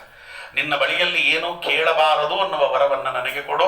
ನನಗೇನು ಕೊಡಬೇಕು ಅಂತ ನೀನು ಅಂದ್ಕೊಂಡಿದ್ದೆ ಅವೆಲ್ಲ ನನ್ನ ಭಕ್ತರು ಕೊಟ್ಟುಬಿಡೋ ಪ್ರಭು, ಸಾಕು. ನನ್ನ ಭಕ್ತರು ಉದ್ಧಾರವಾದರೆ ನಾನು ಉದ್ಧಾರವಾದಂತೆ ಅಂತ. ನಾಣ್ಯಂ ತ್ವದಪ್ಯ ಶರಣಂ ಭ್ರಮತೋನುಪಶ. ನರಸಿಂಹದೇವರಿಗೆ ಎಷ್ಟು ಸಂತೋಷ ಆಗಿಬಿಡ್ತು ಅಂದರೆ, ನೀನು ಏನು ಹೇಳ್ತೀಯೋ ಪ್ರಪಂಚದಲ್ಲ ನಿಜವಾಗ್ತದೋ ಪ್ರಹ್ಲಾದ. ಯಾರು ಅದಕ್ಕೆ ನೈಕಾಂತಿನೋ ಮೇ ಮೈ ಜಾತಿ ಹಾತಿಷ ಆಶಾಸತೆ ಮಾತ್ರ ತಥಾ ಭವಾದೃಶ ಕಥಾಪಿ ಮನ್ವಂತರ ಏತದತ್ರ ದೈತ್ಯೇಶ್ವರಾಣ ಅನುಭಕ್ಷ ಭೋಗಾನ್. ಏನೂ ಬೇಡ ಅಂದ್ರು ಪ್ರಹ್ಲಾದರಾಜ. ಒಂದು ಮನ್ವಂತರದ ಕಾಲ ನಿನಗೆ ಅಧಿಪತ್ಯವನ್ನು ಕೊಟ್ಟಿದ್ದೇನೆ, ರಾಕ್ಷಸರ ಅಧಿಪತ್ಯ ಅಸುರಾಧಿಪತ್ಯ ಕೊಟ್ಟಿದ್ದೇನೆ. ಹರಿವರ್ಷ ಕಾಂಡದಲ್ಲಿ ಕೂಡು, ನಿನಗೋಸ್ಕರ ಇದೇ ರೂಪದಲ್ಲಿ ಕೊಡುತ್ತೇನೆ. ಎಷ್ಟು ಬೇಕೋ ಉಪಾಸನೆ ಮಾಡಿಕೋ, ನನ್ನ ಉಪಾಸನೆ ಎಷ್ಟು ಬೇಕಾದರೂ ಮಾಡಿಕೋ. ನೀನು ಯಾರನ್ನ ತೋರಿಸಿ ಇವನನ್ನು ಉದ್ಧಾರ ಮಾಡು ಪ್ರಭು ಅಂದರೆ ಉದ್ಧಾರ ಮಾಡಿಬಿಡ್ತೇನೆ ಅಲ್ವಾ. ವರಂಬರಿ ಏತತ್ಸೆ ವರದೇಶ ಮಹೇಶ್ವರ. ಅವರಲ್ಲಿ ಕೇಳ್ತಾನೆ, ಒಂದು ನಮ್ಗೆ ಗೊತ್ತಿಲ್ಲದೆ ನಮ್ಮಪ್ಪ ನಮ್ಮ ಚಿಕ್ಕಪ್ಪ ತನ್ನಿಂದೆ ಪಿತಾಮೇ ತ್ವಾಂ ಅವಿದ್ವಾಂಸ್ ತೇಜ ಈಶ್ವರಂ. ಅವಾಗ ವಾಯುದೇವರ ಆವೇಶ ಹೋಗಿತ್ತು. ಅದಕ್ಕೆ ನನ್ನಪ್ಪ ನನ್ನ ಚಿಕ್ಕಪ್ಪ ಗೊತ್ತಿಲ್ಲದೆ ನಿನಗೆ ಅನ್ಯಾಯ ಮಾಡಿದರು, ಸಾಧ್ಯವಾದರೆ ಅವರ ಅಪರಾಧ ಕ್ಷಮಿಸಿಬಿಡು. ಕ್ಷಮಿಸಿಬಿಡೋದೇನು, ಕ್ಷಮಿಸಿ ಆಯಿತು ಅಂದ ಸ್ವಾಮಿ. ಅವರನ್ನಾಗಲೇ ಕ್ಷಮಿಸಿ ಆಯಿತು. ಅವ್ರಿಗೆ 2 ಜನ್ಮ ಎತ್ತಬೇಕಪ್ಪ. 2 ಜನ್ಮ ಎತ್ತಿದ್ರೆ ಅವರು ಜಯ ವಿಜಯರಾಗಿ ಮತ್ತೆ ವಾಪಸ್ ಬರ್ತಾರೆ. ಒಳಗಿದ್ದ ಅಯೋಗ್ಯರಾಗಿದ್ದಾರೆ ಅವರಿಗೆ ನಾನು ಅಂಧತಮಸ್ಸನ್ನು ಕೊಟ್ಟಿದ್ದೇನೆ ಅಂತ ಸ್ವಾಮಿ ಹೇಳಿ ಬ್ರಹ್ಮದೇವರನ್ನು ಕರೆದು ಹೇಳ್ತಾನೆ ಅಲ್ವಾ. ಮೈ ಆವೇಶ ಮನಸ್ತಾತ ಕುರುಕರ್ಮಾಣಿ ಮತ್ಪರ. ಒಂದು ನನ್ನ ಸನ್ನಿಧಾನ, ವಾಯುದೇವರ ಸನ್ನಿಧಾನ, ಬ್ರಹ್ಮದೇವರ ಸನ್ನಿಧಾನ, ಇಂದ್ರದೇವರ ಸನ್ನಿಧಾನ, ಶೇಷದೇವರ ಸನ್ನಿಧಾನ, 5 ಜನರ ಸನ್ನಿಧಾನ ಪ್ರಹ್ಲಾದರಾಜರಲ್ಲಿ ನಿತ್ಯವಾಗಿರ್ತದೆ ಯಾವಾಗಲೂ ಕೂಡ. ಅದಕ್ಕೆ ಪ್ರಹ್ಲಾದರಾಜರ ಮಾತು ಅದು ನರಸಿಂಹದೇವರ ಮಾತು. ಏತದ್ವಪುಷ್ಯ ಭಗವಾನ್ ಧ್ಯಾಯತಃ ಪ್ರಿಯದಾತ್ಮನಃ ಸರ್ವತೋ ಗೋಪ್ತೃ ಸಂತ್ರಸ್ತಾನ್ ಮೃತ್ಯೋಪಿ ಜಗಾಂಸತಃ ಅಂತ ಬ್ರಹ್ಮದೇವರು ಅವನನ್ನು ಕರೆದು ಅಸುರ ಪಥ್ಯದಲ್ಲಿ ಕೂಡಿಸಿ ಬ್ರಹ್ಮದೇವರು ತಾವೇ ಪಟ್ಟಾಭಿಷೇಕ ಮಾಡುತ್ತಾರೆ ಅವನಿಗೆ ಮಾಡಿ. ಬ್ರಹ್ಮದೇವರು ಈ ಕಲ್ಪ ಮುರಿಯುವವರೆಗೂ ಕೂಡ ಮನ್ವಂತರ ಉಪಯುಕ್ತ ನೀನು ಈ ಪಟ್ಟವನ್ನಾಡು, ಅದಾದ ಮೇಲೆ ನನ್ನ ಲೋಕಕ್ಕೆ ಬಾ, ಮತ್ತೆ ನೀನು ಶಂಕುಕರ್ಣನಾಗಿ ಭಗವತ್ ಸೇವೆಯಲ್ಲಿ ನೀನು ತೊಡಗುವಿಯಂತೆ ಅಂತ ಹೇಳಿದರು. ಇದಾದ ಮೇಲೆ ಒಂದ್ಸತಿ ದೇವರು ಕರೆದ, ನಾರದರು ಬಂದರಂತೆ. ನಾರದರು ಭಗವಂತನ ಹತ್ರಕ್ಕೆ ಬಂದರು, ಯಾಕೋ ಸ್ವಾಮಿ ನನ್ನ ಜ್ಞಾಪಿಸ್ಕೊಂಡೆ ಅಂತ ಕೇಳಿದ್ರಂತೆ. ಏನಿಲ್ಲ, ನಿನಗೂ ನಿನ್ನ ಭಕ್ತನಿಗೂ ಒಂದು ಕೆಲಸ ಕೊಟ್ಟಿದ್ದೇನೆ, ಅದಕ್ಕೆ ನಾನು ನಿನಗೇನು ಹೇಳ್ತೇನೋ ಹೋಗಿ ನಿನ್ನ ಭಕ್ತನಿಗೆ ಹೇಳು ಅಂದ ಸ್ವಾಮಿ. ಏನು ಅಂತ ಕೇಳಿದ್ರೆ ಭಗವಂತ ಏನೋ ಹೇಳಿದ ಅವರಿಗೆ. ನೇರವಾಗಿ ಹರಿವರ್ಷ ಕಾಂಡಕ್ಕೆ ನಾರದರು ಬರ್ತಾರೆ. ನಾರದರು ಬಂದಾಗ ಪ್ರಹ್ಲಾದರಾಜರು ಬಂದು ಅವರಿಗೆ ನಮಸ್ಕಾರ ಮಾಡಿದರು. ಬ್ರಹ್ಮಾಂಡ ಪುರಾಣದ ಕಥೆ ನಮಸ್ಕಾರ ಮಾಡಿದ್ದಾರೆ. ನಮಸ್ಕಾರ ಮಾಡಿದಾಗ ಆಗ ಪ್ರಹ್ಲಾದರಾಜರಿಗೆ ನಾರದರು ಹೇಳಿದರು, ನೋಡಪ್ಪ, ಭಗವಂತ ಒಂದು ಸಂದೇಶ ಕಳಿಸಿದ್ದಾನೆ, ನೀನು ಭೂಲೋಕದಲ್ಲಿ ಸನ್ಯಾಸಿಯಾಗಿ ಅವತಾರ ಮಾಡಬೇಕಂತೆ. ಅದರ ಒಂದು ಮೂಲ ರೂಪದಲ್ಲಿ ನಾನು ನಿನ್ನ ಗುರು, ನೀನು ನನ್ನ ಶಿಷ್ಯ. ಅದರ ಅವತಾರ ರೂಪದಲ್ಲಿ ನೀನೇ ಗುರು, ನಾನೇ ಶಿಷ್ಯ, ಅದಕ್ಕೆ ಅವತಾರ ಮಾಡು ಅಂತ ಹೇಳಿದಾಗ ಆಗ ಅವರು ಅವತಾರ ಮಾಡಿ ಬಂದಿದ್ದು ವ್ಯಾಸರಾಜರಾಗಿ. ಅದಾದ ಮೇಲೆ ಆ ವ್ಯಾಸರಾಜರಾಗಿ ಅವರು ಸಂಪಾದನೆ ಮಾಡಿದಂಥ ಅಖಂಡವಾಗಿರ್ತಕ್ಕಂತಹ ಪುಣ್ಯ 732 ಪ್ರಾಣ ಪ್ರತೀಕಗಳನ್ನು ಅವರು ಪ್ರತಿಷ್ಠಾಪನೆ ಮಾಡಿದ್ರಲ್ಲ, ಪ್ರತಿಷ್ಠಾಪನೆ ಮಾಡಿದ್ದಕ್ಕೆ ಅವರಿಗೆ ಬಂದ ಪುಣ್ಯ ಎಷ್ಟಾಯಿತು. ರಾಘವೇಂದ್ರ ಸ್ವಾಮಿಗಳಾಗಿ ಅವತಾರ ಮಾಡಿ ಇವತ್ತಿಗೂ ವೃಂದಾವನದಲ್ಲಿ ಕೂತು ನೊಂದು ಬಂದ ಭಕ್ತರಿಗೆ ಅವರು ಎಲ್ಲ ರೀತಿಯಲ್ಲಿಯೂ ಕೂಡ ಕೈ ಹಿಡಿದು ಕಾಪಾಡುತ್ತಾ ಭಗವಂತನ ಸರ್ವೋತ್ತಮತ್ವಕ್ಕೆ ದ್ಯೂತಕವಾಗಿ ಆಚಾರ್ಯರ ಮತ ಅನ್ನುವುದು ಎಷ್ಟು ಸತ್ಯಭೂತ ಅನ್ನುವುದನ್ನು ಲೋಕಕ್ಕೆ ಸಾರ್ಥ ಇವತ್ತು ಪ್ರಹ್ಲಾದರಾಜರು ನಮ್ಮ ಬಳಿಯಲ್ಲಿದ್ದಾರೆ. ಅದಕ್ಕೆ ಅದಕ್ಕೆ ನರಸಿಂಹದೇವರ ಮಾತು, ಕಲವು ಯುಗೆ ಮದ್ಭಕ್ತ ಅಥವಾ ಮನೋರಥಾಭವ. ಯಾರ್ಯಾರು ಕಲಿಯುಗದಲ್ಲಿ ಭಕ್ತರು ಅಂತಿರ್ತಾರೆ ಪ್ರಹ್ಲಾದರಾಜರನ್ನು ಅನುಸರಿಸಿರಿ. ಪ್ರಹ್ಲಾದರಾಜರನ್ನು ಯಾರು ಅನುಸರಿಸ್ತಾರೆ ವಾಯುದೇವರನ್ನು ಅನುಸರಿಸ್ದಂಗೆ, ಯಾರು ವಾಯುದೇವರನ್ನು ಅನುಸರಿಸ್ತಾರೆ ಅವರು ಭಗವಂತನನ್ನು ಅನುಸರಿಸ್ದಂಗೆ ಅಂತ ಹೇಳ್ತಾರೆ. ತುಂಬ ದೊಡ್ಡದು ಅಲ್ಲ, ಒಂದು ತಿಂಗಳಾನುಗಟ್ಟಲೆ ಹೇಳಬೇಕಾದ್ದು. ಮೊನ್ನೆ ಒಂದು ತಿಂಗಳಲ್ಲಿ ಮುಗಿಸಿ ಬಂದಿದ್ದೇನೆ. ತಿಂಗಳಾನುಗಟ್ಟಲೆ ಹೇಳಬೇಕಾದದ್ದು. ಒಂದಿನದಲ್ಲಿ ನಿಮ್ಮ ಕುಲದೈವ ನಮ್ಮ ಮನೆ, ಅದರ ಕಥೆ ಇದೆ ಬ್ರಹ್ಮಾಂಡ ಪುರಾಣದಲ್ಲಿ. ವಸಿಷ್ಠರಿಗೂ ಮತ್ತು ನಿಮಿ ಚಕ್ರವರ್ತಿಗೂ ನಡೆದಂತಹ ಸಂಭಾಷಣೆಯಲ್ಲಿ ಕರಿಗಿರಿಯ ಮಹತ್ವ ಬರ್ತದೆ. ಅದನ್ನು 15 ದಿವಸ ಹೇಳು ಬಂದಿದ್ದೇನೆ. ಅಲ್ಲಿ ಬರುವಂಥ ಯಾಕೆ ಕರಿಗಿರಿ ಆಯಿತು, ನರಸಿಂಹದೇವರಲ್ಲಿ ಯಾಕೆ ಬಂದರು, ಅದಕ್ಕೆ ಯಾಕೆ ಭೋಗ ನರಸಿಂಹ ಯೋಗ ನರಸಿಂಹ ಅಂತ ಹೆಸರು ಬಂತು, ಎಲ್ಲ ಕಥೆಗಳಿವೆ. ಅದರಲ್ಲಿ ಪ್ರಹ್ಲಾದರಾಜರು ಬಂದು ತಪಸ್ಸು ಮಾಡಿದ್ರಂತೆ. ಇಲ್ಲಿ ಪ್ರಹ್ಲಾದರಾಜರು ತಪಸ್ಸು ಮಾಡಿದ ಜಾಗ ನಮ್ಮ ದೇವರಾಯನ ದುರ್ಗ. ಅಲ್ಲಿ ಹೋದಾಗ ಅವೆಲ್ಲ ಜ್ಞಾಪಕ. ಪ್ರಹ್ಲಾದರಾಜರು ಆ ಭಗವನ್ ಮೂರ್ತಿಯನ್ನ ಮೇಲ್ಗಡೆ ಯೋಗ ನರಸಿಂಹ ನೋಡ್ತೀರಿ, ಅಲ್ಲಿ ತಪಶ್ಚರ್ಯ ಮಾಡಿ ಅದೇ ತೀರ್ಥದಲ್ಲಿ ಬಿಂದರು, ಶ್ರೀಪಾದ ತೀರ್ಥದಲ್ಲಿ ಅಂತ ಹೇಳ್ತಾರೆ. ಅಂತ ಪ್ರಹ್ಲಾದರಾಜರ ಅಂತರ್ಯಾಮಿಯಾದ ಭಾರತೀಯ ರಮಣ ಮುಖ್ಯ ಪ್ರಾಣಾಂತರ್ಗತ ಆದ ಅಸ್ಮತ್ ಕುಲದೈವನಾದಂಥ ಎಲ್ಲರ ಬಿಂಬಮೂರ್ತಿಯಾದಂಥ ಲಕ್ಷ್ಮೀ ನರಸಿಂಹದೇವರು ಪ್ರತಿಯೊಬ್ಬರಿಗೂ ಕೂಡ ಆಯುಹು ಆರೋಗ್ಯ ಐಶ್ವರ್ಯಾದಿಗಳನ್ನು ಕೊಟ್ಟು ಭಗವದ್ಭಕ್ತಿ ಜ್ಞಾನ ವೈರಾಗ್ಯಗಳನ್ನು ಕೊಟ್ಟು ಕಾಪಾಡಲಿ ಅಂತ ಹೇಳ್ತಾ, ನಾಳೆ ಮಂಗಳ ಮಹೋತ್ಸವ. ಕೃಷ್ಣ ಪರಮಾತ್ಮನ ಕಥೆ ಮುಗಿಯಲ್ಲ, ಯಾಕೆಂದ್ರೆ 10 ವರ್ಷ ಹೇಳಿದ್ದೇನೆ. ಬರೀ ಕೃಷ್ಣನ ಕಥೆ ಎಷ್ಟು ಸಾಧ್ಯವಾಗ್ತದೋ ಭಗವಂತ ಎಷ್ಟು ಹೇಳಿಸ್ಕೋಬೇಕು ಅಂತ ಅವನ ನಿಯಮ ಇದೆಯೋ ಅಷ್ಟು ಹೇಳಿ ಮುಂದೆ ಯಾವಾಗಾದ್ರೂ ಸೇರ್ತೀವಿ. ಇವತ್ತೇನು ಮುಗಿದೋಯ್ತು ಅಂದ್ರೆ ಇವತ್ತೇನು ಮನೆ ಕಳಿಸ್ಕೊಡಲ್ಲ. ನೀವು ಯಾವತ್ತೋ ಒಂದು ದಿವಸ ಕರೀತೀರಿ. ಕರೆದಾಗ ಯಾವತ್ತು ಭಗವಂತ ನಿಮಗೆ ಮನಸ್ಸು ಕೊಟ್ಟು ಕರೆಯುವಂತೆ ಮಾಡ್ತಾನೋ, ನನಗೂ ಭಗವಂತ ಅವಕಾಶ ಕಲ್ಪಿಸಿಕೊಳ್ತಾನೋ, ಭಗವಂತನ ಕಥೆಯನ್ನು ಅವಾಗ ಮುಂದುವರಿಸೋಣ ಅಂತ ಹೇಳ್ತಾ ಇವತ್ತಿನ ಉಪನ್ಯಾಸಕ್ಕೆ ಸರ್ವೇಂದ್ರ ಪ್ರೇರಕೇನ ಪ್ರಾಣಪತಿ ನೀರಿತಃ ಯದವೋಚ ಮಹಂತೇನ ಪ್ರಿಯತಾಂ ಕಮಲಾಲಯ ಶ್ರೀಕೃಷ್ಣ.